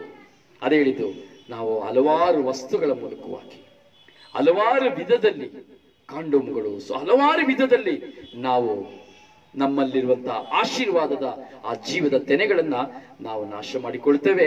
ದೇವರಿಗೆ ಅದು ಶಾಪಗ್ರಸ್ತವಾಗಿದೆ, ದೇವರಿಗೆ ಅದು ತುಂಬಾ ಮನಸ್ಸಿಗೆ ಆಘಾತವನ್ನು ತರುವಂತದ್ದಾಗಿದೆ. ಅದರಿಂದಲೇ ಆ ದಿನದಲ್ಲಿ ನಾವು ನೋಡ್ತೇವೆ, ದೇವರವನನ್ನ ಸಾವಿಗೀಡು ಮಾಡಿದರು ಎಂಬುದಾಗಿ. ಆದರೆ ಇವತ್ತು ದೇವರು ಸಾವಿಗೀಡು ಮಾಡ್ತಾ ಇಲ್ಲ.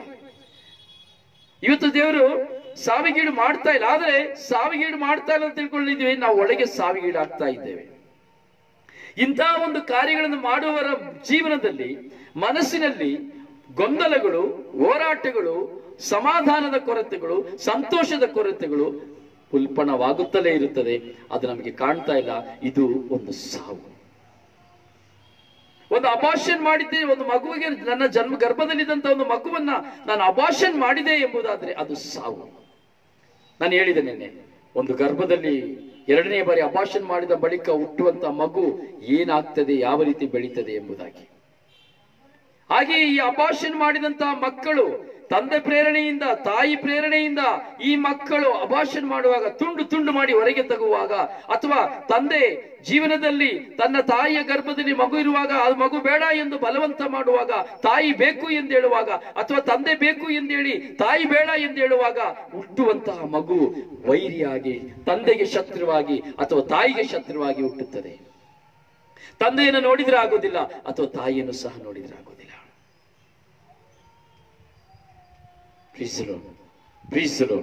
Hallelujah, hallelujah. ಪ್ರಿಯರ, ಪ್ರತಿಯೊಂದಕ್ಕೂ ಲೆಕ್ಕವಿದೆ.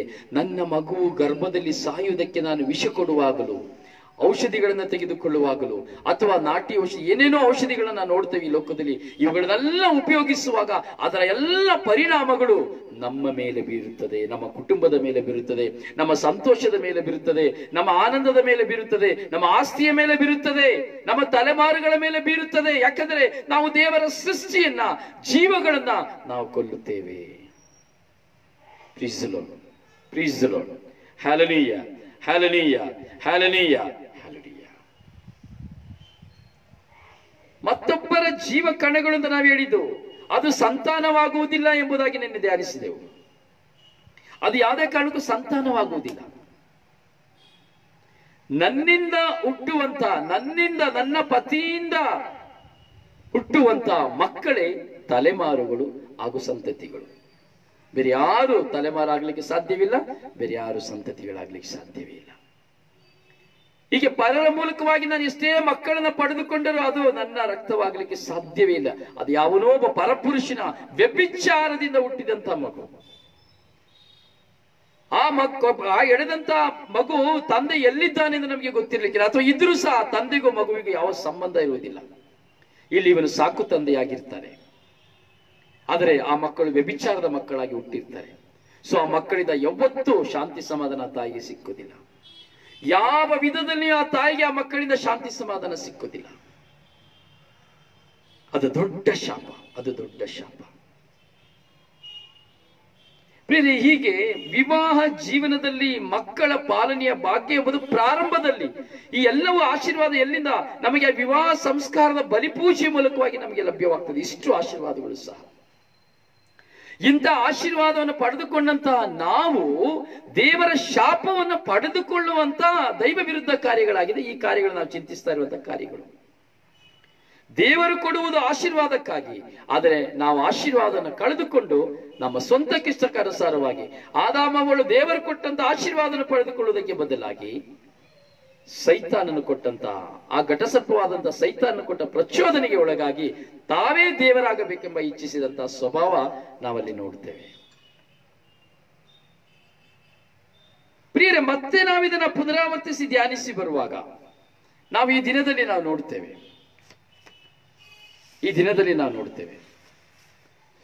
ಏನ್ ನೋಡ್ತೇವೆ? ಏನನ್ನ ನಾವು ನೋಡ್ತೇವೆ? ಹೆಣ್ಣು ಹೆಣ್ಣನ್ನ ಮದುವೆ ಆಗುವಂಥದ್ದು, ಗಂಡು ಗಂಡನ್ನ ಮದುವೆ ಆಗುವಂಥದ್ದು. ಇದು ವಿವಾಹ ಅಲ್ಲವೇ ಅಲ್ಲ. ಇಸ್ರಾಯೇಲ್ ದೇಶದಲ್ಲಿ ನೀವು ನೋಡುವಾಗ ಇದಕ್ಕಾಗಿ ಒಂದು ಹಬ್ಬದ ಕೊಂಡಾಟವೇ ನಡೆಯುತ್ತದೆ. ಅದಕ್ಕಾಗಿಯೇ ಒಂದು ಕೊಂಡಾಟ ಮಹೋತ್ಸವ ಇದೆ, ಅವರಿಗಾಗಿಯೇ ಒಂದು ದೊಡ್ಡ ಆಡಂಬರ ಮಹೋತ್ಸವ ಇದೆ. ಹೆಣ್ಣು ಹೆಣ್ಣನ್ನ ಮದುವೆ ಮಾಡಿಕೊಳ್ಳುವುದು, ಗಂಡು ಗಂಡನ್ನ ಮದುವೆ ಮಾಡಿಕೊಳ್ಳುವುದು. ಇದೆಂತಹ ಜೀವನ! ದೇವರಿಗೆ ಅಸಖ್ಯವಾದಂತಹ ಜೀವನ, ದೇವರಿಗೆ ವಿರುದ್ಧವಾದಂತಹ ಜೀವನ. ಈ ಒಂದು ವಿವಾಹಕ್ಕೆ ಸುಪ್ರೀಂ ಕೋರ್ಟ್ ಸಹ ಆದೇಶವನ್ನು ಕೊಟ್ಟಿತ್ತು ಎಂಬಂತ ಒಂದು ವದಂತಿ ನಮ್ಮ ಮುಂದೆ ಇದೆ.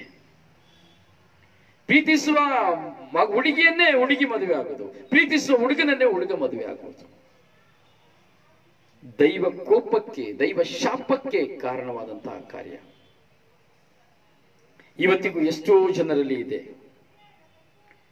ಒಂದು ಹೆಣ್ಣನ್ನ ಬಿಟ್ಟು ಒಂದು ಹೆಣ್ಣು ಇರೋದಿಲ್ಲ. ವಿವಾಹದಲ್ಲಿ ಒಂದಾಗ್ತಾರೆ, ನಾನು ಮದುವೆನೇ ಆಗೋದಿಲ್ಲ, ನೀನು ಮದುವೆ ಆಗ್ಬೇಡ, ನಾನು ಮದುವೆ ಆಗೋದಿಲ್ಲ, ನಾವಿಬ್ರು ಜೊತೆಲೇ ಇದ್ದು ಬಿಡೋಣ. ಒಂದು ಪಕ್ಷ ಆ ಮದುವೆಯಾಗಿ ಆ ಹೆಣ್ಣಾದವಳಿಗೆ ಮದುವೆ ಆಗಿದ್ದರೂ ಸಹ ಅವಳು ತನ್ನ ಪತಿಯೊಂದಿಗೆ ಸಮಯವನ್ನು ಕಳೆಯುವುದಿಲ್ಲ, ತನ್ನ ಪತಿಯೊಂದಿಗೆ ಹೆಚ್ಚಿಗೆ ಇರುವುದಿಲ್ಲ, ತಾನು ಪ್ರೀತಿಸುವ ಹುಡುಗಿಯೊಂದಿಗೆ ಹೆಚ್ಚಾಗಿರ್ತಾಳೆ.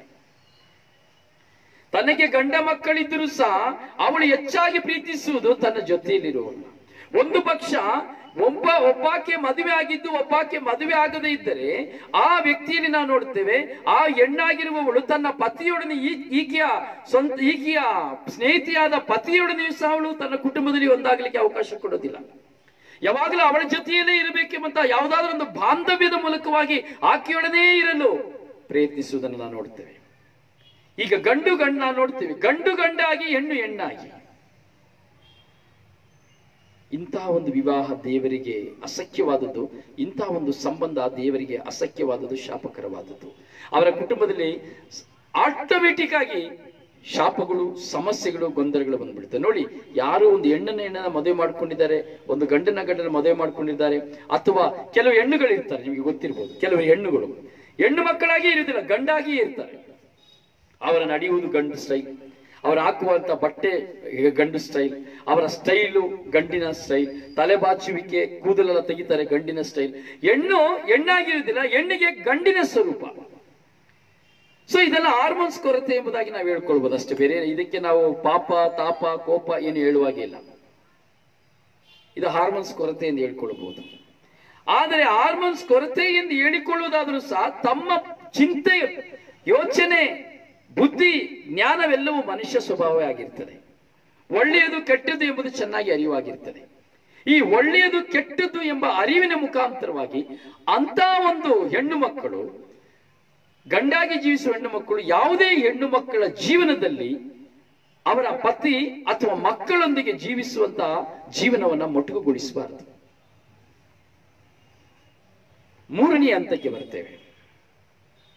ನೋಡಿ, ದೇವರ ವಾಕ್ಯವನ್ನು ನಾವು ಶುಭ ಸಂದೇಶದಲ್ಲಿ ಓದುವಾಗ ನಪುಂಸಕರಾಗಿಯೇ ಹುಟ್ಟಿದವರು, ಹುಟ್ಟಿದ ಮೇಲೆ ನಪುಂಸಕರಾದವರು ಹಾಗೂ ದೇವರಿಗಾಗಿ ನಪುಂಸಕರಾಗಿರುವವರು. ಮೂರು ವಿಷಯ ಶುಭ ಸಂದೇಶ ತೆಗೆದುಕೊಳ್ಳುವಾಗ. ಹುಟ್ಟುವಾಗಲೇ ನಪುಂಸಕರು, ಹುಟ್ಟಿದ ಮೇಲೆ ನಪುಂಸಕರಾಗುವವರು ಹಾಗೂ ದೇವರಿಗಾಗಿ ನಪುಂಸಕರಾಗುವವರು. ಈಗ ನಾವು ನೋಡ್ತೇವೆ ಚಂದ್ರಮುಖಿಗಳು ಎಂಬುದಾಗಿ ನಾವು ನೋಡ್ತೇವೆ. ಪ್ರಿಯರು, ಇದನ್ನೆಲ್ಲ ಧ್ಯಾನಿಸಬೇಕು ನಾವು. ವಿವಾಹ ಸಂಸ್ಕಾರಕ್ಕೆ ನಮಗೆ ದೈವ ವಿರುದ್ಧವಾದಂಥದ್ದು ಯಾವ ರೀತಿಯಲ್ಲಿ ನಮಗೆ ಪ್ರಚೋದನೆಯನ್ನು ತರ್ತದೆ, ಯಾವ ರೀತಿಯಲ್ಲಿ ಈ ಲೋಕದಲ್ಲಿ ವಿವಾಹ ಸಂಸ್ಕಾರಕ್ಕೆ ವಿಘ್ನಗಳನ್ನು ತರುವಂತಹ ಸಂಗತಿಗಳು, ವಿಷಯಗಳಿದೆ ಎಂಬುದನ್ನು ನಾವು ಮನಗಾಣಬೇಕು. ಇಂತಹ ವ್ಯಕ್ತಿಗಳಿಂದ ನಾವು ದೂರವಿರಬೇಕು. ಚಂದ್ರಮುಖಿಗಳು ಎಂಬುದಾಗಿ ಹೇಳ್ತಾರೆ. ಸೊ ಪುರುಷರಾದವರಿಗೆ ಅವರಿಗೆ ಸ್ತ್ರೀಯಾಗಿಯೇ ಜೀವಿಸಬೇಕೆಂಬ ಆಸೆ, ಸ್ತ್ರೀಯಾಗಿಯೇ ವಸ್ತ್ರವನ್ನು ಧರಿಸಬೇಕೆಂಬ ಆಸೆ, ಸ್ತ್ರೀಯಾಗಿಯೇ ಬೇಕು, ಎಲ್ಲವೂ ಸ್ತ್ರೀಯಾಗಬೇಕು ಅಂತ ಆಸೆ. ಅದರಿಂದ ಕೆಲವರು ಹೋಗಿ ತನ್ನ ದೇಹದ ಅವಯವಗಳನ್ನ ಸ್ತ್ರೀಯರ ದೇಹವನ್ನಾಗಿ ಮಾರ್ಪಡಿಸಿಕೊಳ್ತಾರೆ. ಅದು ನಿಮಗೆಲ್ಲರಿಗೂ ಚೆನ್ನಾಗಿ ಗೊತ್ತುಂಟು. ಅವರ ದೇಹದ ಎಲ್ಲ ಅವಯವಗಳನ್ನ ಸ್ತ್ರೀಯ ಅವಯವಗಳನ್ನಾಗಿ ಮಾರ್ಪಡಿಸಿಕೊಳ್ತಾರೆ, ಆಪರೇಷನ್ ಮಾಡಿಸಿ. ಅವರಿಗೆ ಪ್ರೀತಿ ಗಂಡಸಿನ ಮೇಲೆ ಹೆಚ್ಚು. ಗಂಡಸಾಗಿರುವವರು ಹೆಣ್ಣಾಗಿ ಇರ್ತಾರೆ, ಆದರೆ ಅವರಿಗೆ ಪ್ರೀತಿ ಗಂಡಸಿನ ಮೇಲೆ. ಸೊ ಕೆಲವರು ಏನ್ ಮಾಡ್ತಾರೆ, ಗಂಡಸರು ಅವರನ್ನ ವಿವಾಹ ಮಾಡಿಕೊಳ್ತಾರೆ. ಈ ಚಂದ್ರಮುಖಿಯರು ಗಂಡಸರನ್ನ ಮದುವೆ ಮಾಡಿಕೊಳ್ತಾರೆ.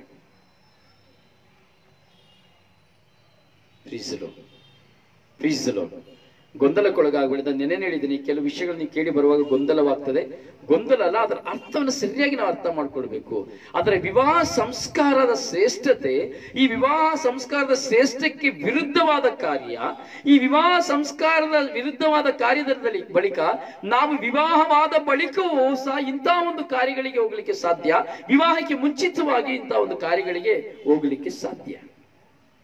ಇವತ್ತು ನೋಡಿ, ಗಂಡು ಮಕ್ಕಳು ಈ ಚಂದ್ರಮುಖಿಗಳಾಗಿರುವವರು ಕೆಲವರನ್ನ ಗಂಡು ಮಕ್ಕಳು ಅಂತ ಹೇಳಲಿಕ್ಕೆ ಸಾಧ್ಯನೇ ಆಗುದಿಲ್ಲ. ಹೆಣ್ಣು ಮಕ್ಕಳಿಗಿಂತ ಸೌಂದರ್ಯವಾಗಿ ಕಾಣ್ತಾರೆ. ಸೊ ಹೀಗೆ ಗಂಡಸರು ಆ ಚಂದ್ರಮುಖಿಗಳನ್ನ ಮದುವೆ ಮಾಡಿಕೊಳ್ತಾ ಇದ್ದಾರೆ.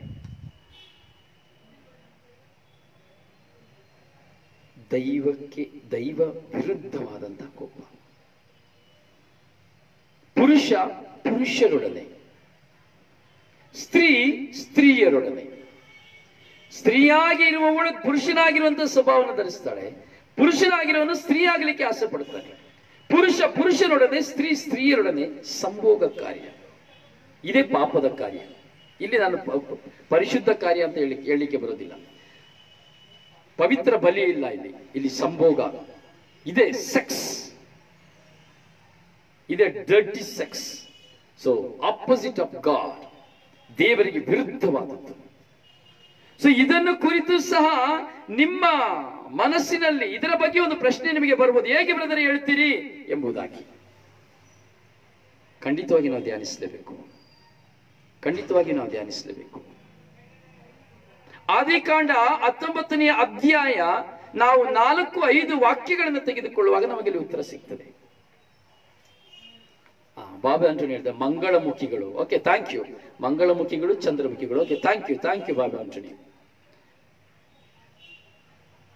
ಅದಕ್ಕೆ ನೋಡಿ, ಮಂಗಳಮುಖಿಗಳು ಕರೆಕ್ಟ್. ಯಾಕಂದ್ರೆ ಇವತ್ತು ಒಂದು ಅಂಗಡಿ ತೆಗಿಬೇಕಾದ್ರೆ ಅವ್ರು ಫಸ್ಟ್ ಅವ್ರು ಹೋಗುವಾಗ ದುಡ್ಡು, ಅವ್ರ ಮುಖವನ್ನು ನೋಡ್ಬೇಕು. ಅಥವಾ ಅವರಿಗೆ ಪ್ರಯಾಣಕ್ಕೆ ಹೋಗ್ಬೇಕಾದ್ರೆ ಅವ್ರ ಮುಖವನ್ನು ನೋಡಿದ್ರೆ ಒಳ್ಳೆ ಭಾಗ್ಯ. ಒಂದು ಅಂಗಡಿಯಲ್ಲಿ ಹೋಗಿ ಅವ್ರು ಹೋದ್ರೆ ಸಾಕು, ಒಂದು ಮದುವೆಗೆ ಹೋದ್ರೆ ಅವರು ಮಂಗಳ ಕಾರ್ಯ, ಅವ್ರು ಹೋದ್ರೆ ಮಂಗಳ. ರಸ್ತೆಯಲ್ಲಿ ನೋಡ್ಬೋದು, ಟ್ರೈನಲ್ಲಿ, ಬಸ್ಸಲ್ಲಿ, ಬಸ್ ಸ್ಟ್ಯಾಂಡ್ ಅಲ್ಲೆಲ್ಲ, ಸರ್ಕಲ್ ಅಲ್ಲಿ, ಟ್ರಾಫಿಕ್ ಕಂಟ್ರೋಲ್ ಎಲ್ಲ ನೀವು ನೋಡ್ಬೋದು. ಅವ್ರು ಬಂದು ಹಣ ಕೇಳ್ತಾರೆ. ಅವ್ರು 1 ರೂಪಾಯಿ ದುಡ್ಡನ್ನ, ಕಾಯಿನನ್ನ ತೆಗೆದು ಬಾಯಿಲಿ ಹಾಕಿ ಕಚ್ಚಿ ಕಚ್ಚಿ ಕಚ್ಚಿ ಕಚ್ಚಿ ಅವ್ರಿಗೆ ಕೊಟ್ಟರೆ ಆಶೀರ್ವಾದ. ಕೊರೋನಾ ಬಂದಿದೆ, ಅವರು ಬಾಯಲ್ಲಿ ಹಾಕಿ ಕಚ್ಚಿ ಕಚ್ಚಿ ಕೊಟ್ಟರೆ ಅದು ಆಶೀರ್ವಾದ. ಆ 1 ರೂಪಾಯಿನ ತೆಗೆದುಕೊಂಡು 50 ರೂಪಾಯಿ ಕೊಡ್ತಾರೆ, 10 ರೂಪಾಯಿ ಕೊಡ್ತಾರೆ, 100 ರೂಪಾಯಿ ಕೊಡ್ತಾರೆ. ನೀವು ನೋಡಿರ್ಬೋದು, ಬೇಕಾದ್ರೆ ಪರೀಕ್ಷೆ ಮಾಡಿ ನೋಡಿ. ಮಂಗಳಮುಖಿಯರ ಪ್ರತಿಭೆ. ಸೊ ನಾವು ಅದ್ರ ಬಗ್ಗೆ ನಾವು ಮಾತಾಡ್ಲಿಕ್ಕೆ ಬೇಡ. ನಮಗೆ ಅದು ಅವರ ಸ್ವಭಾವ, ಅದು ಸೃಷ್ಟಿಯಲ್ಲಿ ಅಥವಾ ಅವರ ಹಾರ್ಮೋನ್ಸ್ ನ ಕೊರತೆಗಳಿಂದ ಸಮಥಿಂಗ್ ನಾವು ಹಾಗೆ ತೆಗೆದುಕೊಳ್ಳುವ. ಅವರ ಬಗ್ಗೆ ನಾವು ಕೊರತೆಯಾಗಿ, ತಪ್ಪಾಗಿ ಆಗಲಿ, ಅಥವಾ ಅವರ ಮಾನನಷ್ಟದಲ್ಲಿ ಆಗಲಿ, ಕೀಳಾಗಿ ಆಗಲಿ ನಾವು ಕಾಣುವಂಥದ್ದಾಗಲಿ, ಅಥವಾ ಅವರ ಬಗ್ಗೆ ಮಾತನಾಡುವಂಥದ್ದಾಗಲಿ ತಪ್ಪು. ಸೊ ನಾವು ಮಾತನಾಡಬಾರದು. ಯಾಕೆಂದ್ರೆ ಪ್ರತಿಯೊಬ್ಬ ಮನುಷ್ಯನಿಗೂ ಗೌರವ ಉಂಟು, ಬೆಲೆ ಉಂಟು. ಆದರೆ ಆ ಹಾರ್ಮೋನ್ಸ್ಗಳ ಕೊರತೆಯಲ್ಲಿ ಅವರು ಬದಲಾವಣೆ ಆಗಿ ಹೋಗುವುದು ದೈವ ಇಚ್ಛೆ. ನಪುಂಸಕರಾಗಿ ಹುಟ್ಟಿದವರು ನಪುಂಸಕರಾಗುವವರು, ಹುಟ್ಟಿದ ಮೇಲೆ ನಪುಂಸಕರಾಗುವವರು ಇವರೇ. ಇದೇ ದೇವರ ವಾಕ್ಯ. ಸೊ ಅದರ ನಪುಂಸಕರಾಗಿ ಅವರು ಹುಟ್ಟಿದ್ರು. ಅವ್ರಿಗೆ ಯಾವುದೇ ವಿಧವಾದಂತಹ ಹಾರ್ಮೋನ್ಸ್ಗಳಿಲ್ಲ. ಒಂದು ಗಂಡಿಗೆ ಸಂಬಂಧಪಟ್ಟಂತೆ, ಒಂದು ಗಂಡಸಿಗೆ ಸಂಬಂಧಪಟ್ಟಂತೆ ಯಾವ ವೀರ್ಯಾಣುಗಳು, ಸೊ ಯಾವುದೇ ವಿಧವಾದಂತಹ ಸಂತಾನವನ್ನು ಕೊಡುವಂಥದ್ದು ಸೊ ಯಾವುದವರೆಗೆ ಇರುವುದಿಲ್ಲ. ಸೊ ಅವರ ಹಾರ್ಮೋನ್ಸ್ ನ ಕೊರತೆಯಿಂದಾಗಿ ಅವರ ನಪುಂಸಕತೆ ಬೈಬಲ್ ಇದೆ ಪ್ರಿಯರೇ, ಬೈಬಲ್ ಶ್ರೀಪುಟದಲ್ಲಿ ಇದೆ. ಸೊ ಅದರಿಂದ ನಾವು ಅವ್ರನ್ನ ತೆಗೊಳ್ಳುವಾಗೆ ಇಲ್ಲ. 3 ವಿಧದಲ್ಲಿ ನಾವು ಧ್ಯಾನಿಸ್ತೇವೆ. ಅದು ಇನ್ನೊಮ್ಮೆ ನಾನು 3 ವಿಧದ ನಪುಂಸಕತೆಯನ್ನು ಕುರಿತು ನಾನು ಮತ್ತೆ ನಿಮ್ಮ ಮುಂದೆ ನಾನು ಬರ್ತೇನೆ. ಸೊ ಹೀಗಿರುವಾಗ, ಹೀಗೆ ನಪುಂಸಕತೆಯಲ್ಲಿರುವಂತಹ ಮಂಗಳಮುಖಿಗಳಾಗಿರುವವರನ್ನ ವಿವಾಹ ಮಾಡಿಕೊಳ್ಳುವಂತ ಪುರುಷ ಶಾಪಗ್ರಸ್ತ. ಅವನು ಶಾಪಗ್ರಸ್ತ. ಅವನು ಮಾಡುವಂಥದ್ದು ಪಾಪ. Is doing sex. ಪಾಪ ಮಾಡ್ತಾನೆ. ಇದನ್ನ ಕುರಿತು ನಾವು ನೋಡ್ತೇವೆ ಆದಿಕಾಂಡದಲ್ಲಿ 19ನೇ ಅಧ್ಯಾಯದಲ್ಲಿ 4-5 ವಾಕ್ಯಗಳಲ್ಲಿ. ಯಾರು ಬರೆಯೋರಿಲ್ಲ. ನಾನು ಆಗ್ಲೇ ಬರೀಲಿಕ್ಕೆ ಹೇಳಿದೆ. ಸೊ ಯಾರಿಗೂ ಬರೀಲಿಕ್ಕೆ ಇಲ್ಲ ಅಂತ ಕಾಣ್ತದೆ. ಸಿಸ್ಟರ್ ಆಶಾ, ಸಿಸ್ಟರ್ ಗ್ರೇಟಾ, ಸೊ ಯಾರು ಇಲ್ಲ ಅಂತ ಕಾಣ್ತದೆ. ಬಾಬಾ ಆಂಟೋನಿಗೆ ಬರೀಲಿಕ್ಕೆ ಬರೋದಿಲ್ಲ. ಸೊ ಬರೀಲಿಕ್ಕೆ ನಿಮಗೆ ಕನ್ನಡ ಬರೀಲಿಕ್ಕೆ ಬರ್ತದಲ್ಲ, ಸೊ ನೀವು ಹೆಲ್ಪ್ ಮಾಡ್ಬೋದಲ್ಲ. ಪ್ಲೀಸ್. ತುಂಬಾ ಜನರಿಗೆ ಕನ್ನಡ ಬರೀಲಿಕ್ಕೆ ಬರ್ತದೆ. ಸೊ ಖಂಡಿತವಾಗಿ ಹೆಲ್ಪ್ ಮಾಡಬಹುದು. Okay, please. Hallelujah, hallelujah. ಪ್ರಿಯರೇ, ಈ 19ನೇ ಅಧ್ಯಾಯವನ್ನ ನಾವು ತೆಗೆದು ಪಠಿಸುವಾಗ ಅಲ್ಲಿ ಏನು ಸಂಭವಿಸುತ್ತದೆ? ಪುರುಷರೊಡನೆ ಸೋದೋಮ್ ಗೋಮರ ಪಟ್ಟಣದ ಬಗ್ಗೆ ನಾವು ನೋಡ್ತೇವೆ. ದೇವರು ಸೋದೋಮ್ ಗೋಮರದ ಬಗ್ಗೆ ತುಂಬಾ ಕಠಿಣವಾಗಿ ಸಿಟ್ಟಿಗೆ ಒಳಗಾಗ್ತಾರೆ. ಆ ಪಟ್ಟಣವನ್ನು ನಾಶ ಮಾಡಬೇಕೆಂಬುದಾಗಿ ದೇವರ ತೀರ್ಮಾನವನ್ನು ತೆಗೆದುಕೊಳ್ತಾರೆ. ಯಾಕೆಂದರೆ ಅಲ್ಲಿ ವ್ಯಭಿಚಾರ, ಪುರುಷರೊಡನೆ ಲೈಂಗಿಕ ಸಂಪರ್ಕಗಳು, ಪುರುಷರೊಡನೆ ಹೀಗೆ ಕಾಮ ವಿಲಾಸದಲ್ಲಿ ತೊಡಗುವಂತಹ ಒಂದು ತುಂಬಾ ಅಸಖ್ಯಕರವಾದಂತಹ ಪ್ರದೇಶವಾಗಿ ಈ ಸೋದೋಮ್ ಗೋಮರ ಪಟ್ಟಣ ಪಾಪಕೃತ್ಯಕ್ಕೆ ಒಳಗಾಗಿ ಹೋಗ್ತದೆ. ಅದರಿಂದ ದೇವರು ಆ ಪ್ರದೇಶವನ್ನು ನಾಶ ಮಾಡಬೇಕು ಅಂತಿರ್ತಾರೆ. ಸೊ ಇದರಲ್ಲಿ ಒಂದು ತಾಳೆ ಮಾಡಿ ನೋಡುವಾಗ ಒಂದು ಅಂಶವನ್ನು ನಾವು ನೋಡುತ್ತೇವೆ. ಅಲ್ಲಿ ಪಾಪದ ನಾಡಾಗಿರ್ತದೆ, ಪಾಪದ ಊರಾಗಿರ್ತದೆ. ಆದರೆ ಒಂದು ದಿನ ಈ ಲೋಟನ ಮನೆಗೆ 3 ಜನ ದೇವದೂತರು ಬರುವುದನ್ನು ನಾವು ನೋಡುತ್ತೇವೆ. 19ನೇ ಅಧ್ಯಾಯದಲ್ಲಿ 1ನೇ ವಾಕ್ಯದಲ್ಲಿ ನಾವು ನೋಡಬಹುದು. 3 ಜನ ದೇವದೂತರು ಬರ್ತಾರೆ. ವಾಕ್ಯ ಹೀಗೆ ಹೇಳ್ತದೆ, ಆ ದೂತರಿಬ್ಬರು ಸೊದೋಮಿಗೆ ಬಂದಾಗ ಸಾಯಂಕಾಲವಾಗಿತ್ತು. ಲೋಟನು ಆ ಊರ ಬಾಗಿಲಲ್ಲೇ ಕುಳಿತುಕೊಂಡಿದ್ದನು. ದೂತರನ್ನು ಕಂಡದ್ದೇ ಅವನು ಎದ್ದು ಬಂದು ಬಾಗಿ ನಮಸ್ಕರಿಸಿ, ಸ್ವಾಮಿಗಳೇ, ನಿಮ್ಮ ದಾಸನ ಮನೆಗೆ ಬಂದು ರಾತ್ರಿ ತಂಗಿರಿ, ಕಾಲುಗಳನ್ನು ತೊಳೆದುಕೊಳ್ಳಿರಿ, ಬೆಳಿಗ್ಗೆ ಎದ್ದು ನಿಮ್ಮ ಪ್ರಯಾಣವನ್ನು ಮುಂದುವರಿಸಬಹುದು ಎಂಬುದಾಗಿ ಹೇಳ್ತಾರೆ. ಲೋಟ ಕೇಳಿಕೊಳ್ತಾನೆ ಇಬ್ಬರು ದೂತರನ್ನ. ಆದ್ರೆ ದೂತರು ಹೇಳ್ತಾರೆ, ಇಲ್ಲ, ನಾವು ಬೀದಿಯಲ್ಲೇ ಇರ್ತೇವೆ, ನಾವು ಬೀದಿಯಲ್ಲೇ ರಾತ್ರಿ ಕಳೀತೇವೆ ಎಂಬುದಾಗಿ ಉತ್ತರಿಸ್ತಾರೆ. ತುಂಬಾ ಒತ್ತಾಯ ಮಾಡಿ ಅವ್ರನ್ನ ಮನೆಗೆ ಕರ್ಕೊಂಡು ಹೋಗ್ತಾನೆ. ಮನೆಗೆ ಹೋಗ್ತಾರೆ ದೂತರು. ಈ ಮನೆಗೆ ಹೋಗುವಾಗ ಏನು ಸಂಭವಿಸುತ್ತದೆ? 19ನೇ ಅಧ್ಯಾಯದಲ್ಲಿ 4-5 ವಾಕ್ಯದಲ್ಲಿ ನಾವು ನೋಡ್ತೇವೆ. ಈ ದೂತರು, ಸುಂದರವಾಗಿರುವಂತಹ ದೂತರು ಹೇಗಿರ್ಬೋದು ಅಂತ ಯೋಚನೆ ಮಾಡಿ ನೋಡಿ. ಇವರು ಅವರ ಮನೆಗೆ ಹೋಗುವಾಗ ಗಂಡಸರು, ಹುಡುಗರು, ಮುದುಕರು ಎಂದೇಳದೆ, ಗಂಡಸರು, ಹುಡುಗರು, ಮುದುಕರು ಎಂದೇಳದೆ ಅವರೇನು ಮಾಡುತ್ತಾರೆ? ಅವರೊಡನೆ ನಾವು ಸಂಭೋಗಿಸಬೇಕು ಎಂಬುದಾಗಿ ಕೂಗಿ ಹೇಳ್ತಾರೆ.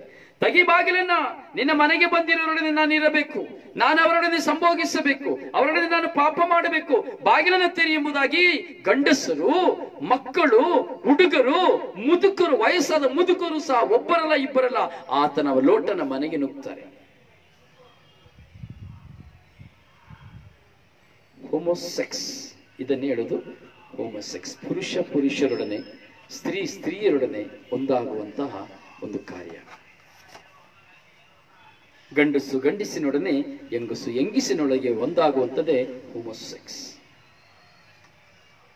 ದೈವ ಕೋಪಕ್ಕೆ ವಿರುದ್ಧವಾದದ್ದು.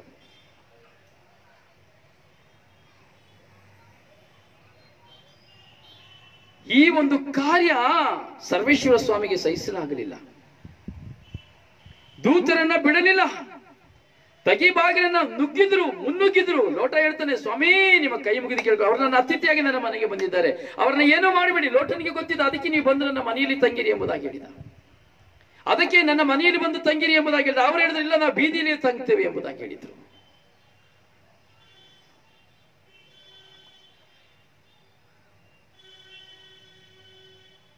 Thank you greater, thank you Baba Antony.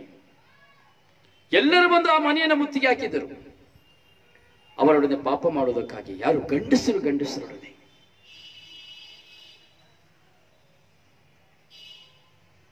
ದೇವರ ಕೋಪಾಗ್ನಿ, ದೇವರ ಚಿತ್ತಕ್ಕೆ ವಿರುದ್ಧವಾದದ್ದು ಇದೇ ಪಾಪ. ಈ ಒಂದು ಪಾಪ ಕೃತ್ಯಗಳು ನಮ್ಮ ಜೀವನದಲ್ಲಿ ಮದುವೆ ಆದಾಗಲೂ ಸಹ ತುಂಬಾ ಜನ ನನ್ನೊಂದಿಗೆ ಈ ವಿಷಯದಲ್ಲಿ ತರ್ಕ ಮಾಡಿದ್ದಾರೆ ಪ್ರಿಯರೇ. ಎಷ್ಟೋ ಜನ ಮದುವೆ ಆದವರು ತನ್ನ ಮನೆಗೆ ಬಂದಂತಹ ಅತಿಥಿಗಳೊಂದಿಗೂ ಸಹ ಇಂತಹ ಒಂದು ಕಾರ್ಯಗಳಲ್ಲಿ ಪ್ರಚೋದಕರಾಗಿ ಹೋಗಿದ್ದಾರೆ. ಎಷ್ಟೋ ಜನ ಪ್ರಿಯರೇ, ಇದು ಸತ್ಯ. ನಾನು ನಿಮಗೆ ಹೇಳ್ತಾ ಇರೋದು ಸುಳ್ಳಲ್ಲ. ತುಂಬಾ ಜನ ನನ್ನೊಂದಿಗೆ ಅವರ ಅಳಲನ್ನ ತೋಡಿಕೊಂಡಿದ್ದಾರೆ. ನನಗೆ ಆಗ್ತಾ ಇಲ್ಲ, ಆದರೆ ಅವ್ರು ಹೇಳ್ತಾರೆ, ಬರುವಂತ ವ್ಯಕ್ತಿಗಳು ಯಾವ ರೀತಿ ಸಮ್ಮತಿಸ್ತಾರೆ ಅಂತ ಗೊತ್ತಿಲ್ಲ ಪ್ರಚೋದನೆಗೆ. ಸೊ ಈಗ ಬರುವಾಗ ನಾ ಇಂಥ ಕೆಲಸವನ್ನ ಮಾಡಲೇ ಇಲ್ಲ ಅಂದ್ರೆ ಆಗೋದಿಲ್ಲ, ನಮಗೆ ಬಿಟ್ಟಿರ್ಲಿಕ್ಕೆ ಆಗೋದಿಲ್ಲ. ಮಕ್ಕಳನ್ನು ಸಹ ಬಿಡುವುದಿಲ್ಲ. ಮಕ್ಕಳಿಗೂ ಸಹ ಪ್ರಚೋದನಕಾರಿಯನ್ನು ಕೊಟ್ಟು, ಮಕ್ಕಳಿಗೆ ಬೇಕಾಗಿರುವುದನ್ನು ಕೊಟ್ಟು ಮಕ್ಕಳನ್ನು ಉಪಯೋಗಿಸುವಂತಹ ಗಂಡಸರಿದ್ದಾರೆ.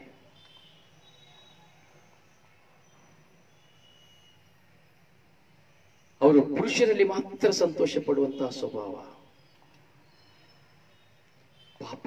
ಇದಕ್ಕಾಗಿ ದೇವರು ಸೊದೋಮ್ ಗೋಮರ ಪಟ್ಟಣವನ್ನು ನಾಶ ಮಾಡಿದರು. ಈ ಒಂದು ಪಾಪ ಸೊದೋಮ್ ಗೋಮರ ಪಟ್ಟಣದಲ್ಲಿ ಆವರಿಸಿಕೊಂಡಿತ್ತು.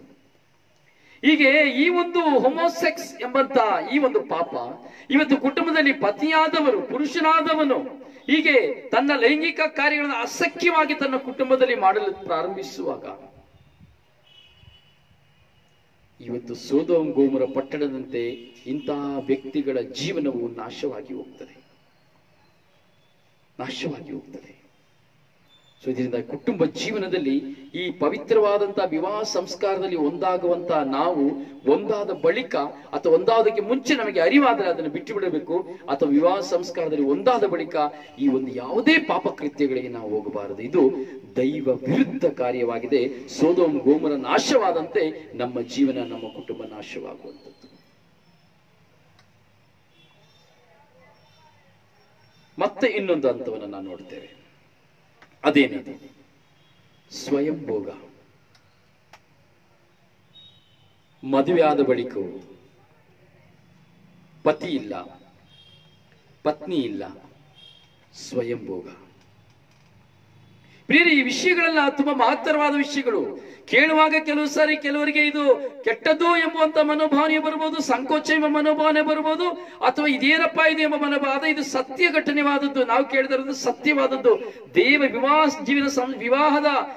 ವಿವಾಹ ಜೀವನದ ಈ ಸಂಸ್ಕಾರಕ್ಕೆ, ಈ ವಿವಾಹ ಜೀವನದ ಸ್ವಭಾವಕ್ಕೆ ಹಾಗೂ ವಿವಾಹ ಜೀವನದಲ್ಲಿ ದೇವರು ನನಗೆ ಕೊಟ್ಟಂತ ಕೃಪೆಗೆ ದೈವ ವಿರುದ್ಧವಾದ ಕಾರ್ಯಗಳು ಇವು. ಪತಿ ಇಲ್ಲ, ಪತ್ನಿ ಇಲ್ಲ.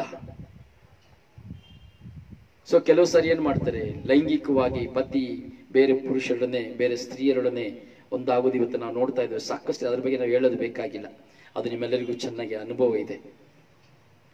ಇವತ್ತು ಎಲ್ಲ ಕಡೆ ನಾವು ನೋಡ್ಬೇಕಾದ್ರೆ ತುಂಬಾನೇ ಅಸಖ್ಯವಾಗಿದೆ. ಇದರ ಬಗ್ಗೆ ನಾವು ಹೇಳೋದು ಬೇಕಾಗಿಲ್ಲ, ಹೇಳಿ ಏನು ಪ್ರಯೋಜನ ಇಲ್ಲ. ಯಾಕೆಂದ್ರೆ ಬದಲಾವಣೆ ಆಗುವವರು ಅವರು ಬದಲಾವಣೆ ಆಗ್ಲಿಕ್ಕೆ ದೇವರು ದಿನ ಅವಕಾಶವನ್ನು ಕೊಡ್ತಾರೆ. ಹಲವಾರು ಪತ್ನಿಯರೊಡನೆ, ಹಲವಾರು ಪುರುಷರೊಡನೆ ಜೀವನವನ್ನು ಮಾಡುವವರು. ಸೊ ಆದರೆ ಇಲ್ಲಿ ನಾವು ಧ್ಯಾನಿಸ್ತಾ ಇದ್ದೇವೆ ಅಂದ್ರೆ ಸ್ವಯಂ ಭೋಗ. ಸೊ ಕೆಲವರು ತನ್ನ ಪತ್ನಿಯೇ ಎಂಬಂತ ಮನೋಭಾವನೆಯಲ್ಲಿ ಇರ್ತಾರೆ. ಸೊ ಅವರಲ್ಲಿ ಆ ದೇಹದ ಆಶೆಗಳು ಪ್ರಕಟವಾಗ್ತದೆ. ಪ್ರಿಯರೇ, ಪ್ರತಿಯೊಬ್ಬ ಪತಿಯಲ್ಲಿ, ಪ್ರತಿಯೊಬ್ಬ ಪತ್ನಿಯಲ್ಲಿ ಈ ಒಂದು ಆಶೆಗಳು ಮನುಷ್ಯನಾಗಿರುವಂತಹ ಪ್ರತಿಯೊಬ್ಬರಲ್ಲಿ ಉಲ್ಪಣವಾಗ್ತದೆ. ಇದು ಮನುಷ್ಯ ಸ್ವಭಾವ, ಇದು ದೇಹದಿಂದ ಬರುವಂಥದ್ದು.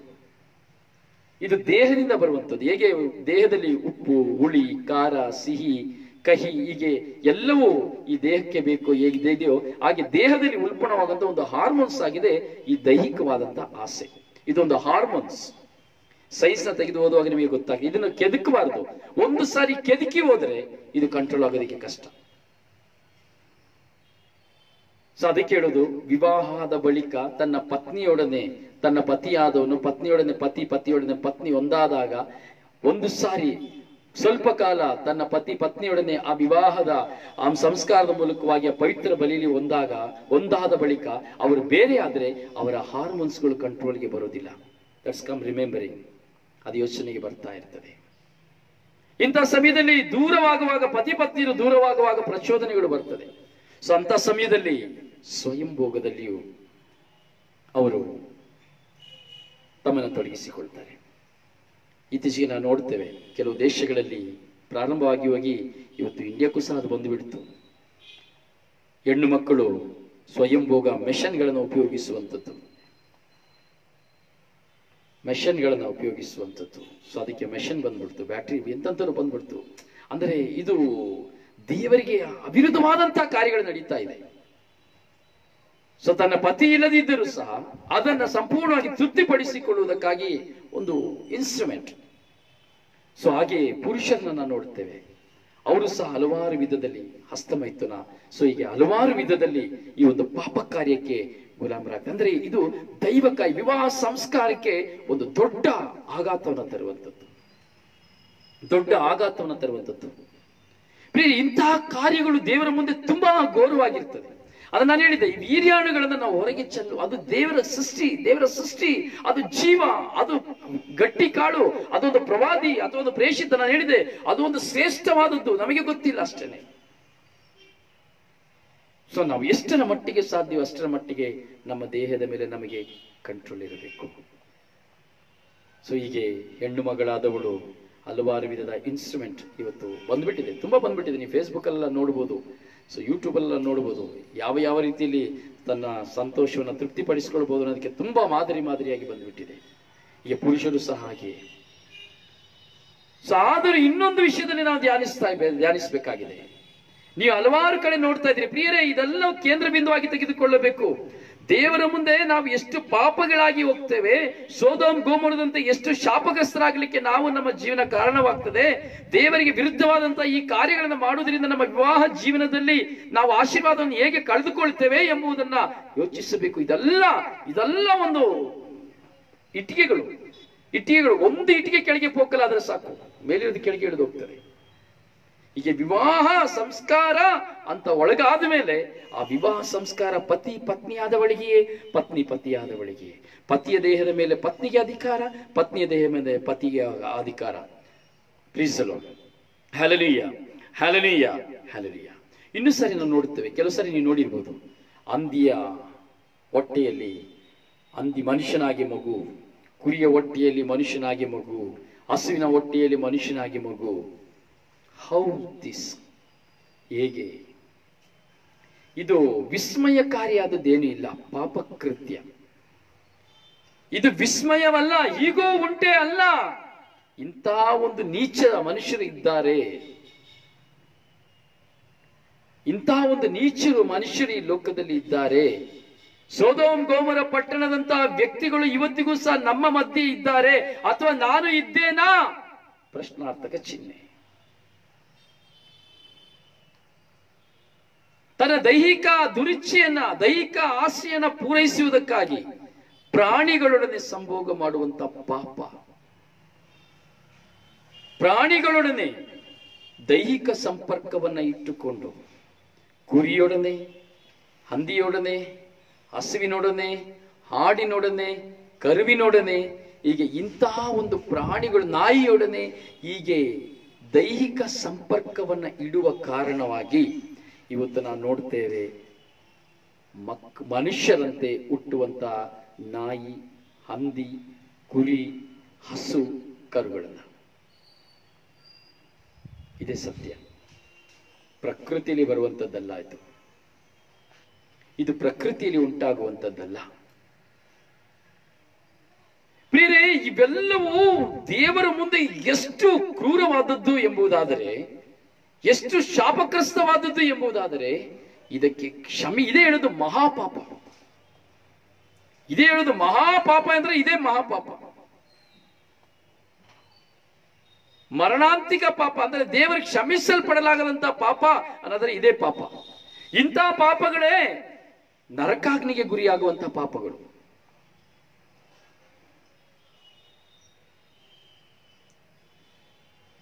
ಇಂತಹ ಪಾಪಗಳು ನರಕಾಗ್ನಿಗೆ ಗುರಿಯಾಗುವಂತ ಪಾಪಗಳು.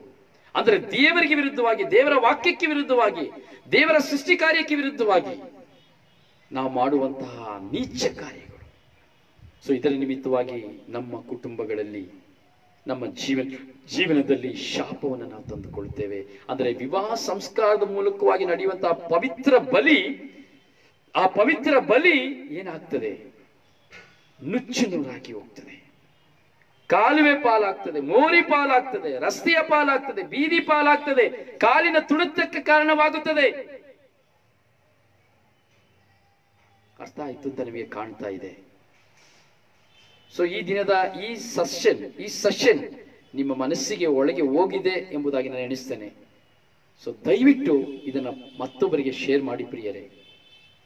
ಇದನ್ನ ಯುವ ಪೀಳಿಗೆಗಳು ಕಂಡುಕೊಳ್ಳಬೇಕು, ನಾವು ಸಹ ಅರ್ಥಕೊಳ್ಳಬೇಕು. ಯಾಕಂದ್ರೆ ನಮ್ಮಲ್ಲಿಯೂ ಎಷ್ಟೋ ತಪ್ಪುಗಳು ಇರ್ತದೆ, ಇಲ್ಲ ಎಂದು ಹೇಳುವಲಿಕ್ಕಿಲ್ಲ. ಯಾಕಂದ್ರೆ ಪ್ರತಿಯೊಬ್ಬ ಪುರುಷ ಸ್ತ್ರೀಯೂ ಸಹ ಈ ಲೋಕದಲ್ಲಿ ದೈಹಿಕವಾದಂತಹ ಆಶೆಗೆ ಬಲಿ ಆಗ್ತಾರೆ. ಇದು ಪ್ರಕೃತಿಯ ನಿಯಮ. ಆದರೆ ಪ್ರಕೃತಿಯ ನಿಯಮ ಎಂಬುದಾಗಿ ಹಿಡಿತು ಅದನ್ನ ದೈವ ಕಾರ್ಯಕ್ಕೆ ವಿರುದ್ಧವಾಗಿ ನಾವು ಉಪಯೋಗಿಸಿಕೊಳ್ಬಾರ್ದು. ಎರಡನೆಯದು, ಆ ವಿವಾಹ ಸಂಸ್ಕಾರದ ಮೂಲಕವಾಗಿ ಒಂದಾದಂತಹ ವ್ಯಕ್ತಿಗಳು ಆ ವಿವಾಹ ಸಂಸ್ಕಾರದ ಶ್ರೇಷ್ಠವಾದ ವರದಾನಗಳಿಂದ ಪೋಷಿತರಾಗಿ ತನ್ನ ಕುಟುಂಬದಲ್ಲಿ ತನ್ನ ಪತಿಯೊಡನೆ ವಿವಾಹ ಮಾಡುವಂತ ಯಾವುದೇ ಒಂದು ವ್ಯಕ್ತಿಗಳು ಇಂಥ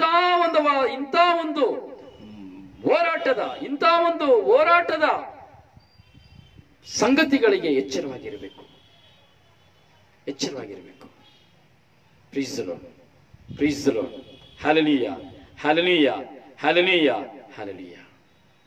ಹೌದು ಪ್ರಿಯರೇ, ನಮ್ಮ ಕುಟುಂಬ ಜೀವನದಲ್ಲಿ ಇದು ತುಂಬಾ ಗೂಢಾರ್ಥ ಪ್ರಿಯರೇ. ಇವೆಲ್ಲ ನಾವು ಧ್ಯಾನಿಸಬೇಕು.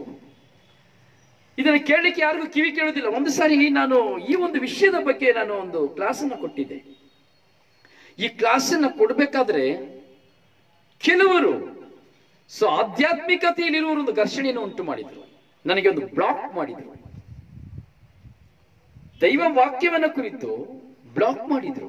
ಅಂದ್ರೆ ಬ್ಲಾಕ್ ಅಂದ್ರೆ ದೇವರ ವಾಕ್ಯನ ಬ್ಲಾಕ್ ಮಾಡಲಿಲ್ಲ, ನನ್ನ ಬಗ್ಗೆ ಒಂದು ಹೋರಾಟವನ್ನ ತಂದರು. ಕಂಪ್ಲೇಂಟ್ ಇಶ್ಯೂ ಮಾಡಿದ್ರು. ನಾನು ಹೇಳಿದೆ, ಓಕೆ, ನಾನು ಹೇಳ್ತಾ ಇರೋದು ತಪ್ಪು, ಹಾಗಾದ್ರೆ ಒಂದು ಕೆಲಸ ನೀವು ಮಾಡಬೇಕು. ಜ್ಞಾನೋಕ್ತಿಗಳ ಪುಸ್ತಕವನ್ನು ತೆಗೆದುಕೊಂಡು ಆ ಪುಸ್ತಕವನ್ನು ನೀವು ಅರ್ಧಾಕ್ಬಿಡ್ಬೇಕು, ಬೈಬಲ್ನಿಂದ ಇರುವಂತಹ ಪುಸ್ತಕವನ್ನು ಅರ್ಧಾಕ್ಬಿಡ್ಬೇಕು ಅಂತ ಹೇಳಿದೆ. ಆ ಜ್ಞಾನೋಕ್ತಿಗಳಲ್ಲಿ ಇಂಥ ಒಂದು ಸಂದೇಶಗಳನ್ನು ಬರೆಯುವಂತ ಹಾಗೂ ಯಾಜಕ ಕಾಂಡದಲ್ಲಿ ಬರೆಯುವಂತ ಈ ಎಲ್ಲವನ್ನ ನೀವು ಅರ್ಧಾಕ್ಬಿಡ್ಬೇಕು.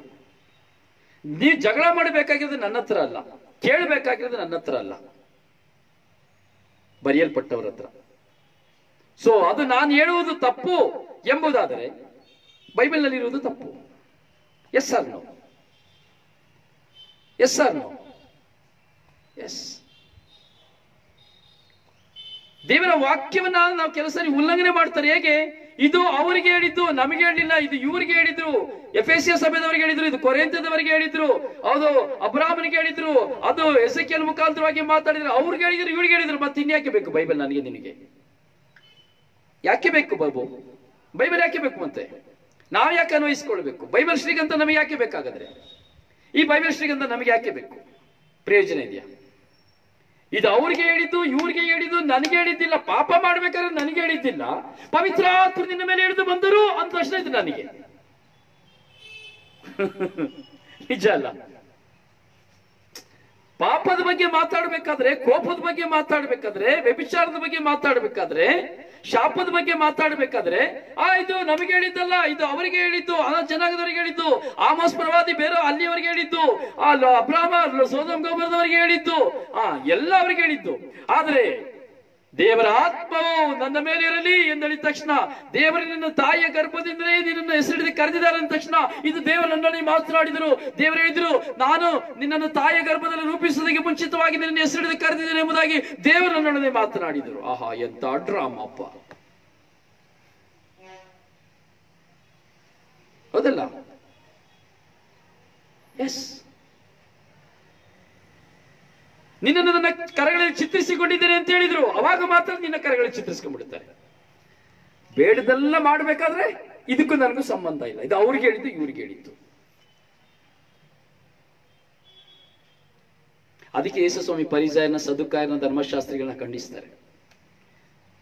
ಹಾಗೆ ಯೇಸುಸ್ವಾಮಿ ಹೇಳ್ತಾರೆ, ನೀವು ಮೋಶೆಯ ಹಾಗೂ ಧರ್ಮಶಾಸ್ತ್ರಿಗಳು, ಪರಿಸಯರು, ಸದುಕಾಯರು ಹೇಳೋದನ್ನೆಲ್ಲ ನೀವು ಕಿವಿಗೊಟ್ಟು ಕೇಳಬೇಕು, ನೀವು ಕೇಳಬೇಕು, ಆದ್ರೆ ಅವರಾಗಿ ನೀವು ನಡಿಬಾರ್ದು. ಓಕೆ, ವಾಕ್ಯ ಬರೆದಿದ್ಯಾ? ಯೇಸುಸ್ವಾಮಿನೇ ಹೇಳ್ತಾರೆ, ನೀವು ಕೇಳಬೇಕು, ಅವ್ರು ಏನು ಉಪದೇಶ ಕೊಡ್ತಾರೆ ಅದನ್ನು ಕೇಳಬೇಕು, ಅನುಸರಿಸಬೇಕಾದ್ರೆ ನೀವು ಅವರಾಗೆ ಜೀವಿಸಬಾರ್ದು. ಬೈಬಲ್ ಗ್ರಂಥದಲ್ಲಿ ಆಶೀರ್ವಾದಕರವಾದದೆಲ್ಲ ನನಗೆ ಹೇಳ್ತಾರೆ, ಪಾಪಕರವಾದದೆಲ್ಲ ಅವರಿಗೆ ಹೇಳ್ತಾರೆ. ಎಂತ ಜನಪ್ಪ, ಯೋಚನೆ ಮಾಡಬೇಕು. ಹೀಗೆ ಪ್ರಿಯರೇ, ನಾವು ಈ ಧ್ಯಾನಿಸ್ತಾ ಇದ್ದೇವೆ, ಈ ವಾಕ್ಯಗಳು ಅಷ್ಟು ಶ್ರೇಷ್ಠವಾದಂತಹ ವಾಕ್ಯಗಳು. ನಾವು ಧ್ಯಾನಿಸ್ತಾ ಇರುವಂತಹ ವಾಕ್ಯಗಳು ಇದು ಸರ್ವಸಾಧಾರಣವಾದಂತಹ ವಾಕ್ಯಗಳಲ್ಲ ಪ್ರಿಯರೇ. ನೀವು ಎಣಿಸಬಹುದು, ಏನೇ ಎಣಿಸಬಹುದು ನಿಮ್ಮಲ್ಲಿ, ಆದರೆ ಧ್ಯಾನಿಸ್ತಕ್ಕಂತಹ ವಿಷಯಗಳು ಸರ್ವಸಾಧಾರಣವಾದಂತಹ ವಿಷಯಗಳಲ್ಲ, ಸರ್ವಸಾಧಾರಣವಾದಂತಹದ್ದಲ್ಲ. ಹೀಗೆ ಹೆಣ್ಣು ಹೆಣ್ಣಿನೊಡನೆ, ಗಂಡು ಗಂಡಿನೊಡನೆ, ಈ ಚಂದ್ರಮುಖಿಗಳು ಪುರುಷರೊಡನೆ ವಿವಾಹ ಮಾಡುವಂತಹ ಪುರುಷರು ಚಂದ್ರಮುಖಿಗಳೊಡನೆ ವಿವಾಹ, ಹೀಗೆ ಪತಿ ಇದ್ದರೂ ಪುರುಷರೊಡನೆ ಇರುವಂತಹ ಸಂಬಂಧ, ಪತಿ ಇದ್ದರೂ ಗರ್ಭಧರಿಸಿ ಮಕ್ಕಳನ್ನ ಪಡೆಯುವಂಥದ್ದು, ಪರಸ್ತ್ರೀಯರಲ್ಲಿ ಮಕ್ಕಳನ್ನ ಕೊಟ್ಟು ಬೆಳೆಸುವಂಥದ್ದು. ಪ್ರಿಯರೇ, ಇವೆಲ್ಲವೂ ಎಷ್ಟು ಪಾಪಕರವಾದದ್ದು ಎಂಬುದನ್ನ ನಾವು ಖಂಡಿತವಾಗಿ ನಾವು ಚಿಂತಿಸಬೇಕು, ನಾವು ಬೆಳಕಿಗೆ ತಂದುಕೊಳ್ಳಬೇಕು. ಪ್ರಿಯರೇ, ಇದನ್ನು ನಾವು ಕಂಡುಕೊಳ್ಳದೆ ಹೋದ್ರೆ ಏನು ಪ್ರಯೋಜನ ಇಲ್ಲ. ವಿವಾಹ ಸಂಸ್ಕಾರ, ಈ ವಿವಾಹ ಸಂಸ್ಕಾರದ ಮೂಲಕವೇ ಸಂತತಿ. ನೋಡಿ, ನಾವು ಒಂದು ಗಂಡನ್ನ ಒಂದು ನನ್ನ ಮನೆಯಲ್ಲಿ ಹುಟ್ಟುವಂತ ನನ್ನ ಗಂಡು ಮಗನಿಗೆ, ನನ್ನ ಮಗನಿಗೆ ಎಲ್ಲಿಂದ ಹೆಣ್ಣನ್ನ ತರಬೇಕು, ಹೆಣ್ಣನ್ನ ತರಬೇಕು ಅಂದ್ರೆ ದೇವರ ವಾಕ್ಯ ಹೇಳ್ತದೆ, ನಿನ್ನ ತಂದೆಯ ಸಂತತಿಗೆ ಹೋಗು. ಒಂದು ಗಂಡನ ನಿನ್ನ ಮನೆಗೆ, ನಿನ್ನ ಮಗನಿಗೆ ನೀ ಹೆಣ್ಣನ್ನ ತರ್ತಿ ಅನ್ನೋದಾದ್ರೆ ನಿನ್ನ ತಂದೆಯ ಸಂತತಿಗೆ ಹೋಗು. ನಿನ್ನ ಸಂತತಿಯಲ್ಲಿ ಹುಡುಕು, ತಂದೆಯ ಸಂತತಿಯಲ್ಲಿ ಹುಡುಕು. ಒಂದು, ನಿನ್ನ ತಂದೆಯ ಸಂತತಿಗೆ ಹೋಗುವಾಗ ನಿನ್ನ ತಂದೆಯ ಸಂತತಿಯ ತಲೆಮಾರುಗಳ ಆಶೀರ್ವಾದ, ಅವರ ಪೂರ್ವಿಕರ ವಿಶ್ವಾಸ, ಆ ದೈವ ವಿಶ್ವಾಸ, ದೈವ ನಂಬಿಕೆ, ದೇವರ ಮೇಲಿದಂತಹ ಭರವಸೆ, ಆ ಧರ್ಮಶಾಸ್ತ್ರದ ನಿಯಮಗಳು, ಧರ್ಮಶಾಸ್ತ್ರದ ನಿಯಮದ ಉಲ್ಲಂಘನೆಗಳು, ಧರ್ಮಶಾಸ್ತ್ರದ ನಿಯಮಕ್ಕೆ ವಿರುದ್ಧವಾಗಿ ಬರುವಂತಹ ಆಶೀರ್ವಾದ, ಶಾಪಗಳ ಜ್ಞಾನಾರ್ಜನೆ ಹಾಗೂ ಆಶೀರ್ವಾದದ ಜ್ಞಾನಾರ್ಜನೆ, ಇವೆಲ್ಲವೂ ಆ ಸಂತತಿಯಲ್ಲಿ ಬೇರು ಬಿಟ್ಟಿರುವ ಕಾರಣ ಆ ಜೀನ್ಗಳಲ್ಲಿ, ಆ ಸಂತತಿಯಲ್ಲಿ ವಿಶ್ವಾಸ ಎಂಬುದು ನಿನ್ನ ತಂದೆಯ ಸಂಪೂರ್ಣ ವಿಶ್ವಾಸದಿಂದ ಕಂಡುಕೊಳ್ಳಲಿ. ಆದ್ದರಿಂದ ನಿನ್ನ ಮನೆಗೆ ನೀನು ಮಗನಿಗೆ ಮದುವೆ ಮಾಡುವಾಗ ನಿನ್ನ ಸಂತತಿ, ತಂದೆಯ ಸಂತತಿಯಿಂದ ಮಗನಿಗೆ ನೀನು ಒಂದು ಹೆಣ್ಣನ್ನ ತಾಯಿ ಎಂಬುದಾಗಿ ದೇವರ ವಾಕ್ಯ ಕುಲಂಕುಷಿತವಾಗಿ ಹೇಳ್ತದೆ. ಯಾಕೆ ಬೇರೆ ಕಡೆ ತಗೊಂಡ್ರೆ ತಪ್ಪ? ನನಗೆ ಬೇಡ. ಅದಕ್ಕೆ ಯಾಕೆಂದ್ರೆ ಬೇಡದೆಲ್ಲ ಬರ್ತದೆ. ನಾನು ಕ್ರೈಸ್ತನ ಮಾಡ್ಕೊಂಡೆ, ನಾನು ಹಿಂದೂ ಸೋದರಿನ ಮಾಡ್ಕೊಂಡೆ, ಹಿಂದೂ ಸೋದರನ ಮಾಡ್ಕೊಂಡೆ, ತಪ್ಪ. ಅವ್ರನ್ನ ನಾನು ಸಭೆಗೆ ಸೇರಿಸ್ಕೊಂಡೆ, ತಪ್ಪ. ಉತ್ತರ ನೀವೇ ಕೊಟ್ಕೊಳ್ಬೇಕು, ನಾನು ಏಕೆ ಬರೋದಿಲ್ಲ.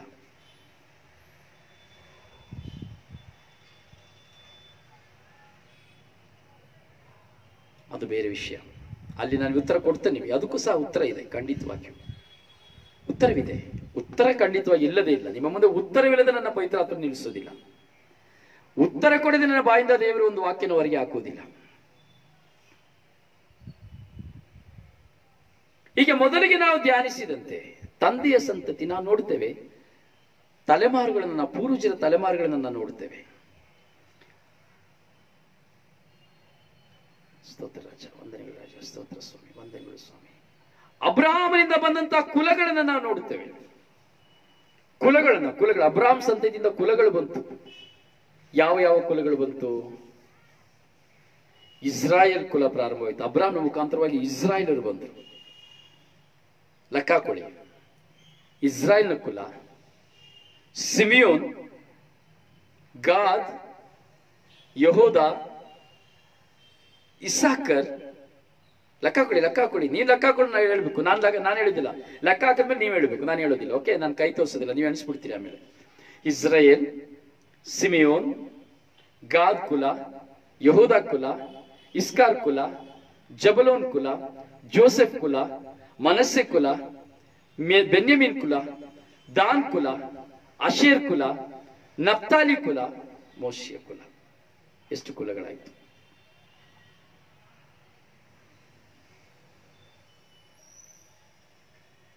ಎಷ್ಟು ಕುಲಗಳಾಯಿತು?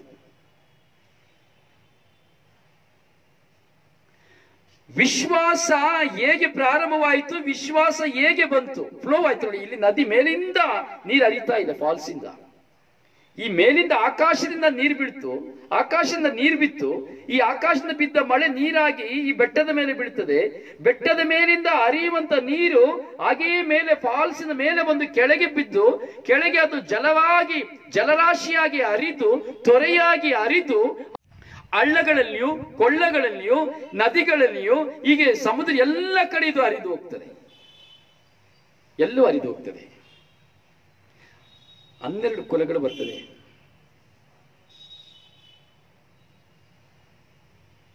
ಸೊ ಹೀಗೆ ಎಲ್ಲ ಕುಲಗಳು ಹರಿದು ಬರ್ತದೆ. ಎಲ್ಲ ಅಲ್ಲಿಂದ ನೀರು ಹೇಗೆ ಆಕಾಶದಲ್ಲಿ ವಿಶ್ವಾಸ, ದಿಸ್ ಇಸ್ ಫೇತ್. ದೇವರು ದೇವರ ಮಕ್ಕಳು, ಮನಸ್ಸಲ್ಲಿ ಇಟ್ಕೊಳ್ಳಿ. ದೇವರು ದೇವರ ಕೃಪೆ, ದೇವರ ಪ್ರಸನ್ನತೆ ಇಲ್ಲಿ ಬಂತು, ಆದಾಮ್ ಅವ್ವಳಲ್ಲಿ ಬಂತು. ಈ ಆದಾಮ್ ಅವ್ವಳು ಆದಿಕಾಂಡದಲ್ಲಿ 1ನೇ ಅಧ್ಯಾಯದಿಂದ 13ನೇ ಅಧ್ಯಾಯದ ತನಕ ಒಂದು ಗೌಪ್ಯವಿದೆ. ಅದು ತದನಂತರ ನಾನು ಹೇಳ್ತೇನೆ. ಇನ್ನೊಂದು ಸಬ್ಜೆಕ್ಟ್ ಅಲ್ಲಿ ನಾನು ಹೇಳ್ತೇನೆ. ಒಂದು ಗೌಪ್ಯವಿದೆ, ಅದನ್ನು ನಾನು ತದನಂತರ ಹೇಳ್ತೇನೆ. ಯಾಕೆಂದರೆ ಈ ಒಂದು ಕಾರ್ಯ ಈ ದೇವರಿಂದ, ಪವಿತ್ರಾತ್ಮದಿಂದ ಹರಿದು ಬಂದಂತಹ, ದೇವರಿಂದ ಬಂದಂಥದ್ದು ಕೊನೆಗೆ ಅಬ್ರಹಾಮಿನ ಮೂಲಕವಾಗಿ, ಅಬ್ರಹಾಮಿನ ಸಂತತಿಯ ಮೂಲಕವಾಗಿ, ಇಸಾಕಿನ ಮುಖಾಂತರವಾಗಿ ಹರಿದು ಬಂತು. ಈ ಸಂತತಿ ವಿಶ್ವಾಸದ ಸಂತತಿ, ದಟ್ಸ್ ಅ ಫೇತ್ಫುಲ್, ವಿಶ್ವಾಸದ ಸಂತತಿ. ಒಂದು ಜೀವ ಜಲ ಹರಿದು ಬಂತು. ಈ ಇಸಾಕಿನಿಂದ ಹರಿದು ಬರುವಾಗ ನೀವು ನೋಡ್ಬೋದು ಪ್ರಿಯರೇ, ಮತ್ತಾಯನ ಶುಭ ಸಂದೇಶ ನೀವು ತೆಗೆದುಕೊಳ್ಬೇಕಾದ್ರೆ ನೀವು ನೋಡ್ಬೋದು, ಮತ್ತಾಯನ ಶುಭ ಸಂದೇಶ ನೀವು ತೆಗೆದುಕೊಳ್ಳುವಾಗ ನೀವು ನೋಡಬಹುದು. ಸಂಖ್ಯಾಕಾಂಡ 1ನೇ ಅಧ್ಯಾಯದಲ್ಲಿ 20ರಿಂದ 46 ವಾಕ್ಯದ ತನಕ ನಾವು ನೋಡುತ್ತೇವೆ. ಇಸ್ರಾಯೇಲರ ಕುಲಗಳು ಹಾಗೂ ದೇವರ ಆರಿಸಿಕೊಂಡಂತ ಪ್ರಧಾನ ಪುರುಷರು, ಕುಲಗಳಲ್ಲಿ ದೇವರ ಆರಿಸಿಕೊಂಡ ಪ್ರಧಾನ ಪುರುಷರು ಎಂಬುದಾಗಿಯೂ ಸಹ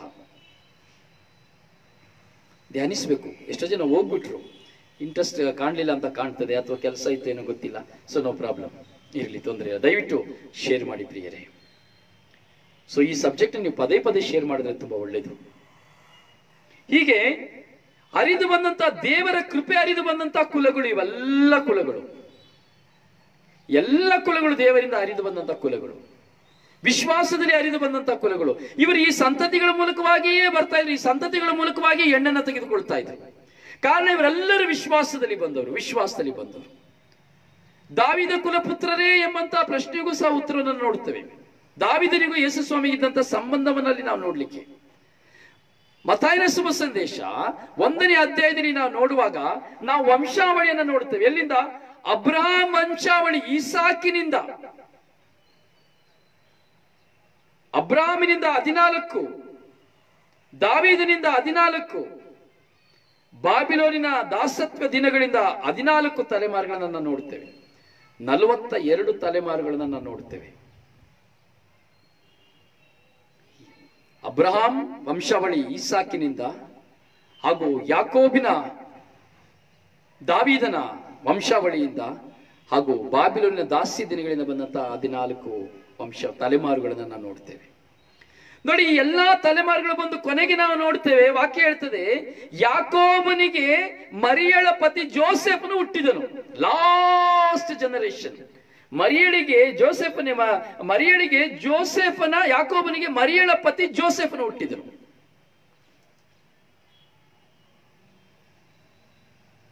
ಅರ್ಥ ಆಯ್ತಲ್ಲ?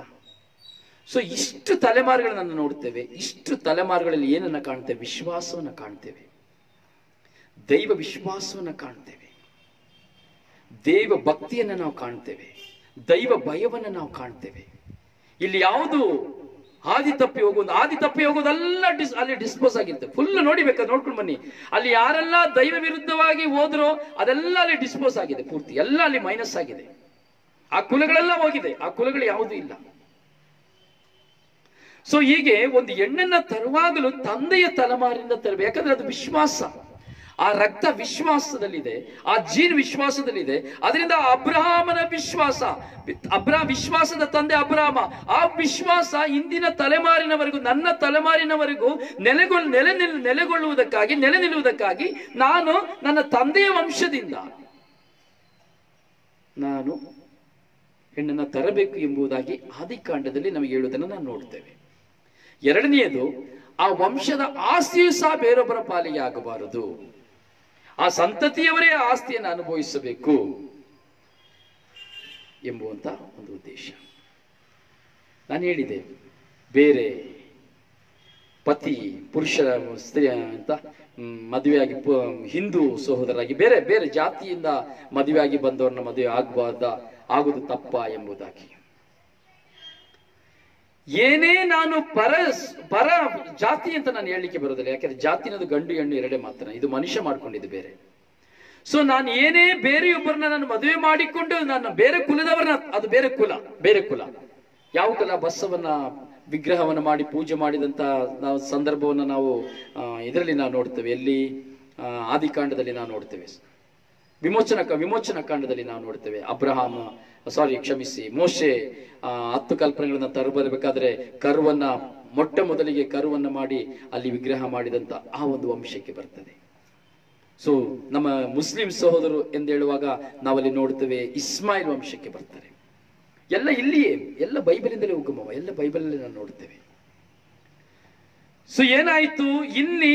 ಆ ಒಂದು ತನ್ನ ಆ ಸಂಸ್ಕಾರದಲ್ಲಿ ಬರುವಂತ ಹೆಣ್ಣು ಮಗಳಾಗಬಹುದು, ಗಂಡು ಮಗನಾಗಬಹುದು.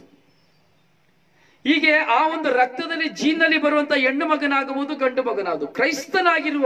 ಕ್ರೈಸ್ತನಾಗಿರುವ ಸಹೋದರನನ್ನ ಮದುವೆ ಮಾಡಿಕೊಳ್ಳುವಾಗ ಯಾವ ವಿಧದಲ್ಲಿಯೂ ಅವರ ರಕ್ತದಲ್ಲಿ ಬಂದಂತಹ ಸ್ವಭಾವಗಳು ಹೋಗುವುದಿಲ್ಲ.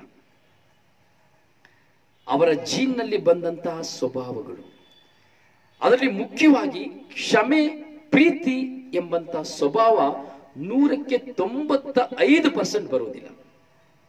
ಯಾಕಂದ್ರೆ ಕ್ರಿಸ್ತೀಯ ಜೀವನದಲ್ಲಿ, ವಿಶ್ವಾಸದ ಜೀವನದಲ್ಲಿ ದೇವರ ಕೃಪೆಯ ಮೂಲಕವಾಗಿ ಈ ಕ್ರೈಸ್ತನಾಗಿ ಜೀವಿಸುವವನಿಗೆ ಏಕಮಾತ್ರವಾಗಿ ಒಂದು ನಿಜವಾದ ಆಧಾರಪೂರ್ವಕವಾದಂತಹ, ಕಟ್ಟಳೆ ಪೂರ್ವಕವಾದಂತಹ ಒಂದು ಆಜ್ಞೆ ಪ್ರೀತಿ ಮತ್ತು ಕ್ಷಮೆ. ಇದು ಬೇರೆ ಎಲ್ಲಿಯೂ ಇಲ್ಲ. ಇದನ್ನು ಮಾತ್ರ ನಾವು ನೇರವಾಗಿ ಹೇಳಬಹುದು. ಸಾರ್ಲಿಕ್ಕೆ ಯೇಸುಸ್ವಾಮಿ ಲೋಕಕ್ಕೆ ಯಾಕೆ ಬಂದ್ರು ಅಂದ್ರೆ ಕ್ಷಮೆ ಪ್ರೀತಿನ ಸಾರ್ಲಿಕ್ಕಾಗಿ ಮಾತ್ರ. ಪರನ ಪ್ರೀತಿಸಿ ಎಂಬುದಾಗಿ ಹೇಳಲಿಕ್ಕೆ ಮಾಡಿದ್ರು. ಹೀಗೆ ಈ ಇದರಿಂದ ಬರುವಂತವರಲ್ಲಿ ನಿಜವಾದ ಒಂದು ಕ್ಷಮೆ ಎಂಬುದು ಬರುವುದಿಲ್ಲ. ಪ್ರೀತಿ ಬರುವುದು, ಕ್ಷಮೆ ಅನ್ನೋದು ಬರುವುದು ತುಂಬಾ ಕಷ್ಟ. ಸೊ ಅದರಿಂದ ಕುಟುಂಬ ಜೀವನದಲ್ಲಿ ಬರುವಾಗ ಪ್ರಾರಂಭದಲ್ಲಿ ಪ್ರೀತಿಯಾಗಿ ವಿವಾಹವಾದರೂ ಸಹ ಪ್ರಾರಂಭ ದಿನಗಳು ಕಳೆದು ಹೋಗುವಾಗ ಕುಟುಂಬದಲ್ಲಿ ಒಬ್ಬರಿಗೊಬ್ಬರ ಘರ್ಷಣೆ, ಒಬ್ಬರಿಗೊಬ್ಬರ ಹೋರಾಟ, ಒಬ್ಬರಿಗೊಬ್ಬರ ಆಗುವಂತಹ ಸಮಸ್ಯೆಗಳನ್ನ ನಾವು ಸಹಿಸೋದು ತುಂಬಾ ಕಷ್ಟ ಆಗಿ ಹೋಗ್ತದೆ. ವಿಶ್ವಾಸವಿಲ್ಲದವರನ್ನ ನಾವು ವಿವಾಹವಾಗುವಾಗ, ದೇವರನ್ನ ಸಂಪೂರ್ಣವಾಗಿ ಕಂಡರಿತುಕೊಳ್ಳದವರನ್ನ ನೋಡಿ ಕೆಲಸ ನೋಡ್ತೇವೆ. ಈ ಚಿಕ್ಕ ಮಕ್ಕಳಾಗಿರುವಾಗ ವಿಶ್ವಾಸಿ ಆಗುವುದು ಸಮಸ್ಯೆ ಇಲ್ಲ, ಅಲ್ಲಿ ಚೇಂಜ್ ಆಗಿ ಹೋಗ್ತದೆ. ಅದಕ್ಕೆ ನುರಿತವಾದಂತ ಎಲ್ಲ ವಿಧವಾದ ಜ್ಞಾನಾರ್ಜನೆಗಳು ನಮಗೆ ಸಿಕ್ಕಿ ಹೋಗ್ತದೆ ಚಿಕ್ಕ ಮಕ್ಕಳಾಗಿರುವಾಗಲೇ ನಾವು ತೆಗೆದುಕೊಳ್ಳುವಾಗ. ಆದರೆ 20 ವರ್ಷ, 25 ವರ್ಷ, 35 ವರ್ಷಗಳಲ್ಲಿ ಜ್ಞಾನಸ್ನಾನವನ್ನು ಪಡೆದುಕೊಳ್ಳುವವರ ಕೆಲವು ಸ್ವಭಾವಗಳು ಅವರನ್ನು ಬಿಟ್ಟು ಹೋಗುವುದಿಲ್ಲ. ಅದು ಜೀನ್ನಲ್ಲಿ, ರಕ್ತದಲ್ಲಿ ಬರುವ ಕಾರಣ ಅವುಗಳು ಅವರಿಂದ ತೆಗೆದುಹಾಕಲ್ಪಡಲಿಕ್ಕೆ ಸಾಧ್ಯವಾಗುವುದಿಲ್ಲ.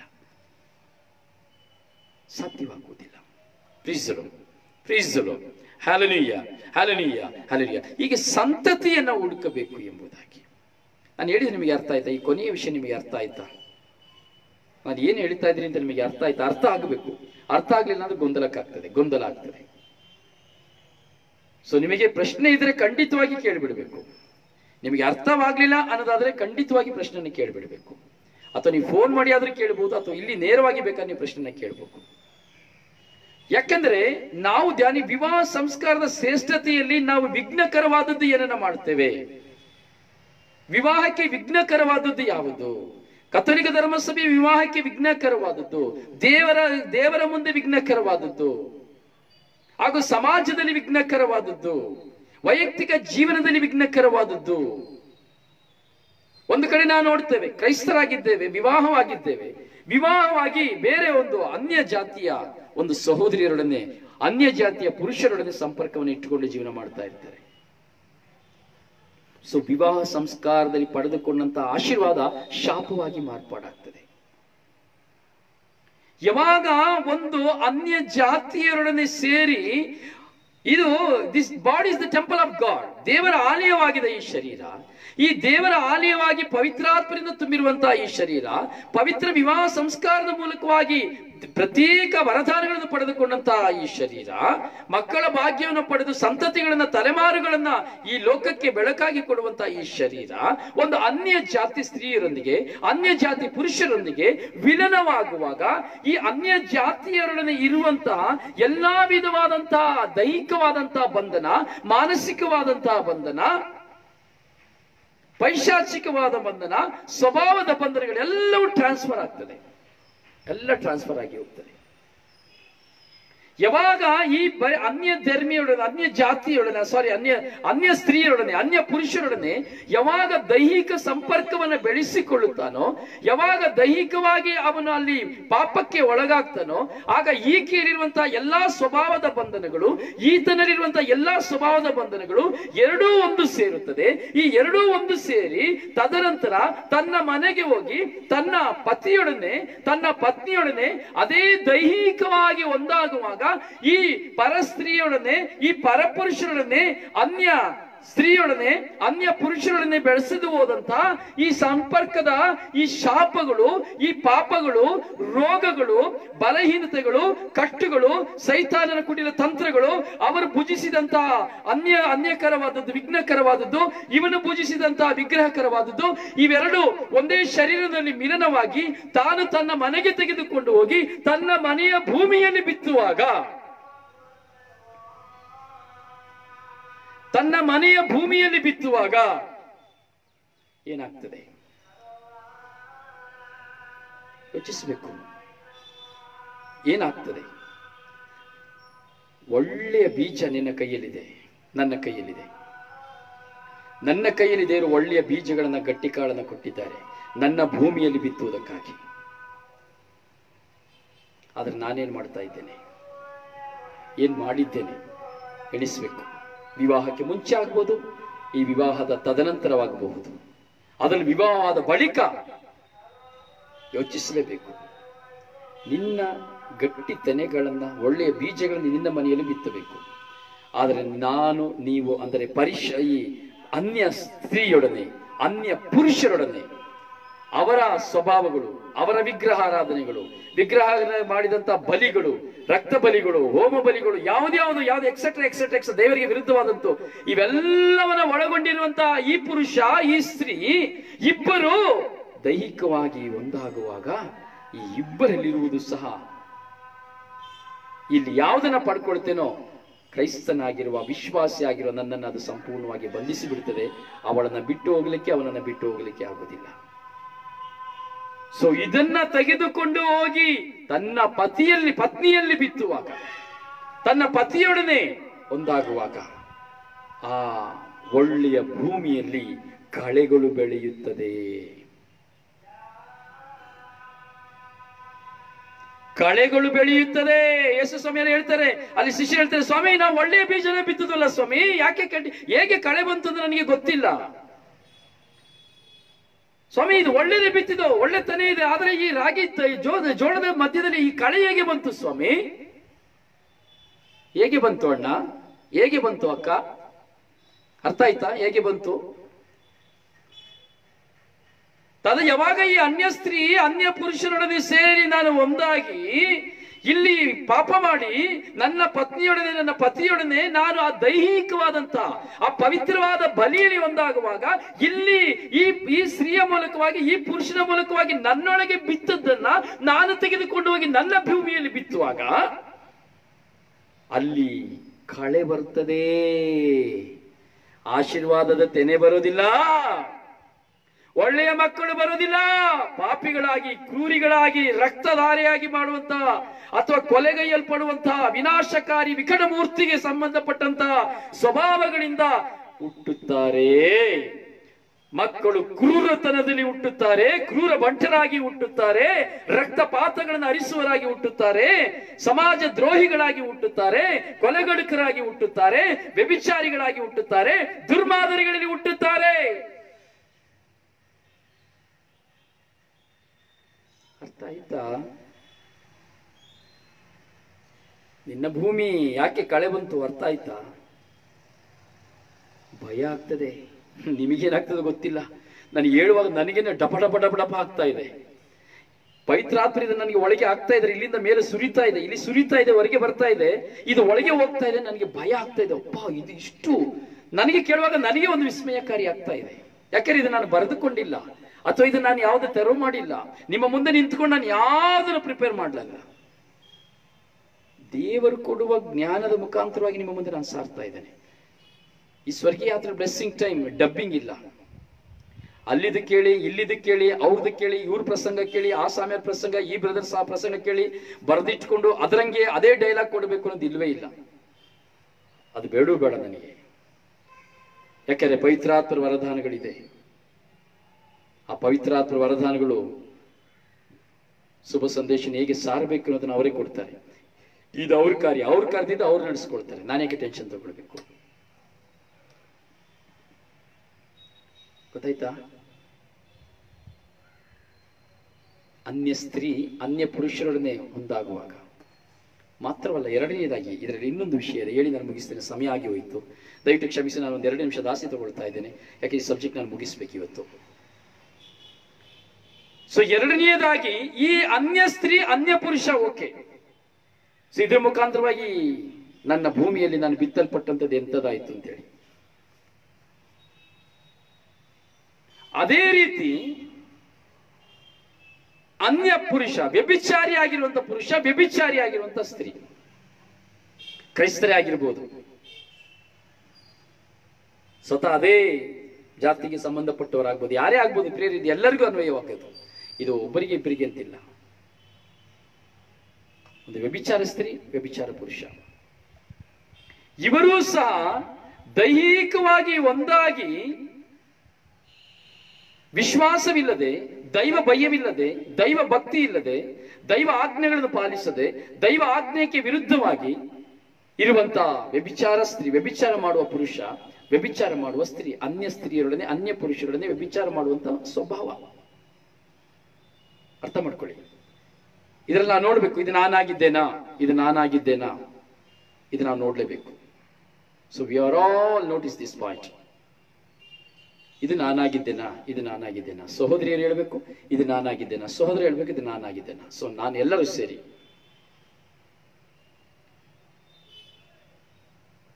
ಸೊ ಹೀಗಿರುವಾಗ ಇಂಥ ಒಂದು ಸ್ವಭಾವದಲ್ಲಿ ದೈವ ಭಯವಿಲ್ಲದೆ, ದೈವಾಜ್ಞೆಗಳನ್ನು ಅರಿಯದೆ, ದೇವರ ಚಿತ್ತವನ್ನು ಪಾಲಿಸದೆ, ಇಂಥ ಒಂದು ವ್ಯಭಿಚಾರದಲ್ಲಿ ಇರುವಂತಹ ಅನ್ಯ ಪುರುಷ, ಅನ್ಯ ಸ್ತ್ರೀಯರೊಡನೆ ಒಂದಾಗಿ ತನ್ನ ಕುಟುಂಬದಲ್ಲಿ ಹೋಗಿ ತನ್ನ ಪತಿಯೊಡನೆ ದೈಹಿಕವಾಗಿ ಒಂದಾಗುವಾಗಲೂ ಅಲ್ಲಿ ಬಿತ್ತಲ್ಪಡುವಂಥದ್ದು ಕಳೆಗಳೇ,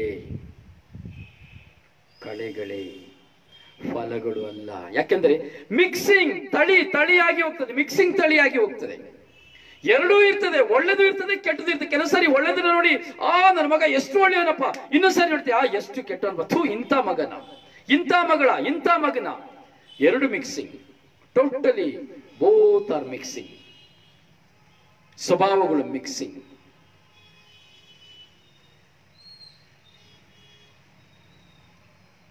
ಅರ್ಥ ಆಗ್ತಾ ಇದೆ ನಿಮಗೆ? ಅರ್ಥ ಆಗ್ತಾ ಇದೆ ನಿಮಗೆ? ಅರ್ಥ ಮಾಡ್ಕೊಳ್ಬೇಕು. ಈ ದಿನಗಳಲ್ಲಿ ಅರ್ಥ ಮಾಡ್ಕೊಳ್ಬೇಕು ಪ್ರಿಯರೇ. ಇದು ವಿವಾಹ ಸಂಸ್ಕಾರದ ಗೂಢಾರ್ಥಗಳು, ಇದು ವಿವಾಹ ಸಂಸ್ಕಾರದ ಸೀಕ್ರೆಟ್. ಇದೆಲ್ಲ ನಾವು ಕಂಡುಕೊಳ್ಬೇಕು. ವಿವಾಹ ಸಂಸ್ಕಾರ ಸುಮ್ಮನೆ ಹೋಗಿ ಚರ್ಚಲ್ಲಿ ಹೋಗಿ ಮದುವೆ ಮಾಡ್ಕೊಳ್ತೀನಿ ಅಂತ ಹೇಳಿ ಚರ್ಚಲ್ಲಿ ಹೋಗಿ ಸ್ವಾಮಿಯರ ಮುಂದೆ ನಿಂತ್ಕೊಂಡು ನಾನು ಕಷ್ಟದಲ್ಲಿಯೂ ನಷ್ಟದಲ್ಲಿಯೂ ದಾರಿದಲ್ಲಿಯೂ ನಾನು ಒಂದಾಗ್ತೇನೆ, ನನ್ನ ಮಕ್ಕಳಿಗೆ ಕೊಟ್ಟ ಮಕ್ಕಳು ನಾನು ಪ್ರಾಮಾಣಿಕವಾಗಿ ಸಾಕಿ ಸಲ್ಲುತ್ತೇನೆ ಅಂತ ಹೊರಗೆ ಬಂದು ರಿಸೆಪ್ಷನ್ ಕೂತ್ಕೊಂಡು ದುಕ್ಕೂರು ತಗೊಂಡು ವೈನ್ ತಕೊಂಡು ತಿಂದು ಕುಡಿದು ಡ್ಯಾನ್ಸ್ ಮಾಡಿ ಚೇರಲ್ಲಿ ಬಿಸಾಡಿ ಮನೆಗೆ ಬಂದು ಕೂತ್ಕೊಳ್ಳೋದಲ್ಲ ವಿವಾಹ ಸಂಸ್ಕಾರ. 1000 ಜನಕ್ಕೆ ಊಟ ಹಾಕಿ ಬರೋದಲ್ಲ, ಲಕ್ಸುರಿಯಾಗಿ 500,000 ರೂಪಾಯಿ ಒಂದೊಂದು ಊಟಕ್ಕೆ ಕೊಟ್ಟು ಬರೋದಲ್ಲ ವಿವಾಹ ಸಂಸ್ಕಾರ. That is not marriage life. ಧ್ಯಾನಿಸ್ತಾ ಇದೀವಲ್ಲ, ಇದೇ ವಿವಾಹ ಸಂಸ್ಕಾರ. ಇದೇ ಈ ಸಂಸ್ಕಾರಗಳು ನಾವು ಕಂಡುಕೊಳ್ಬೇಕು. ಬೇರೆ ಸಮಯವಾಯಿತು. ನಾಳೆ ನಾವು ಇದನ್ನ ಮುಂದುವರಿಸುವ. ಸೊ ದಯವಿಟ್ಟು ಕರೀರಿ ಪ್ರಿಯರೇ, ದಯವಿಟ್ಟು ಕರೀರಿ. ಪ್ರತಿಯೊಬ್ಬರಿಗೆ ಸ್ವಾಗತವನ್ನು ಕೊಡಿ ಪ್ರಿಯರೇ. ನಿಮ್ಮ ಮುಂದೆ ನಾನು ನಿಂತ್ಕೊಳ್ತಾ ಇದ್ದೇನೆ, ನನಗೆ ಶಕ್ತಿ ಇಲ್ಲ, ಇದು ಪವಿತ್ರಾತ್ಮರ ಶಕ್ತಿನೇ. ಸೊ ಅದರಿಂದ ದಯವಿಟ್ಟು ಪ್ರತಿಯೊಬ್ಬರಿಗೂ ಆಹ್ವಾನಿಸಿ. ಮತ್ತೆ ಇದರ ಬಗ್ಗೆ ಸಿಡಿಗಳು ಆಗ್ತಾ ಇದೆ. ನಿಮಗೆ ಎಷ್ಟು ಜನರಿಗೆ ಎಷ್ಟು ಸಿಡಿ ಬೇಕು ಎಂಬುದಾಗಿ ಹೇಳಿ ಪ್ರಿಯರೇ. ನೀವು ನಿಮ್ಮ ಕೈಯಿಂದ ಒಂದು 50 ಸಿಡಿನ ಕೊಟ್ಟರೆ, 100 ಸಿಡಿನ ಕೊಟ್ಟರೆ ನಿಮಗೆ ಯಾವ ಲಾಸ್ ಆಗೋದಿಲ್ಲ. 100 ಸಿಡಿ ಕೊಟ್ಟರೆ ನಿಮಗೆ 1000 ಸಿಡಿಗೆ ಬೆಲೆ ಬಾಳುವಂತ, 10,000 ಸಿಡಿಗೆ ಬೆಲೆ ಬಾಳುವಂತ ಆಶೀರ್ವಾದನ ದೇವರು ನಿಮಗೆ ಕೊಡ್ತಾರೆ. ನಿಮ್ಮಿಂದ ಒಂದು ಆತ್ಮ ನೀವು 100 ಜನಕ್ಕೆ ಕೊಟ್ಟು ಒಂದು ಆತ್ಮ ಅದರ ಮುಖಾಂತರವಾಗಿ ರಕ್ಷಣೆ ಹೊಂದಿದ್ರು, ಅದರಿಂದ ನಿಮಗೆ ಲೆಕ್ಕವಿಲ್ಲದ ಪಾಪಗಳು ಕ್ಷಮಿಸಲ್ಪಡುತ್ತದೆ. ಸೊ ದಯವಿಟ್ಟು ಕೋಪರೇಟ್ ಮಾಡಿ. ಕಥೋಲಿಕ ಧರ್ಮಸಭೆಗೆ ನಾನೇನು ಮಾಡ್ತೀನಿ, ಇದು ಕಥೋಲಿಕ ಧರ್ಮಸಭೆಗೆ ಮಾಡುವಂಥದ್ದು, ಇದೇ ಸಭೆಯನ್ನು ಕಟ್ಟುವಂಥದ್ದು. ದಶಾಂಶ ತಗೊಂಡು ಆತ ಯೇಸ್ವಾಮಿ ಅದ್ಭುತ ಮಾಡ್ತಾರೆ ಅಂತ ಹೇಳಿ ಅಲ್ಲ, ಸತ್ಯಗಳನ್ನ ನಾವು ಹೊರಪಡಿಸಬೇಕು. ಸೊ ಅದರಿಂದ ನಾವು ಇದಕ್ಕೆ ಪ್ರೇರೇಪಿಸಿ, ಇದಕ್ಕಾಗಿ ಪ್ರಾರ್ಥಿಸಿ. ಸೊ ನಾಳೆ ಸಂಧಿಸುವ ನಾವು ವಿವಾಹ ಸಂಸ್ಕಾರ ಭಾಗ 18, 18th episode. So may God bless you. Please pray for me. ದೇವರು ನಿಮ್ಮೆಲ್ಲರನ್ನ ಆಶೀರ್ವದಿಸಲಿ. ನಿಮ್ಮ ಪ್ರೀತಿಯ ನಲ್ಮೆಯ ಸಹೋದರ ಬ್ರದರ್ ರೊಜಾರಿಯೋ ಪಾಂಡವಪುರ. ನಿಮಗೆ ಯಾವುದೇ ಗೊಂದಲಗಳಿದ್ರೆ ನೇರವಾಗಿ ಕರೆ ಮಾಡಬಹುದು. 09902423181. God bless you.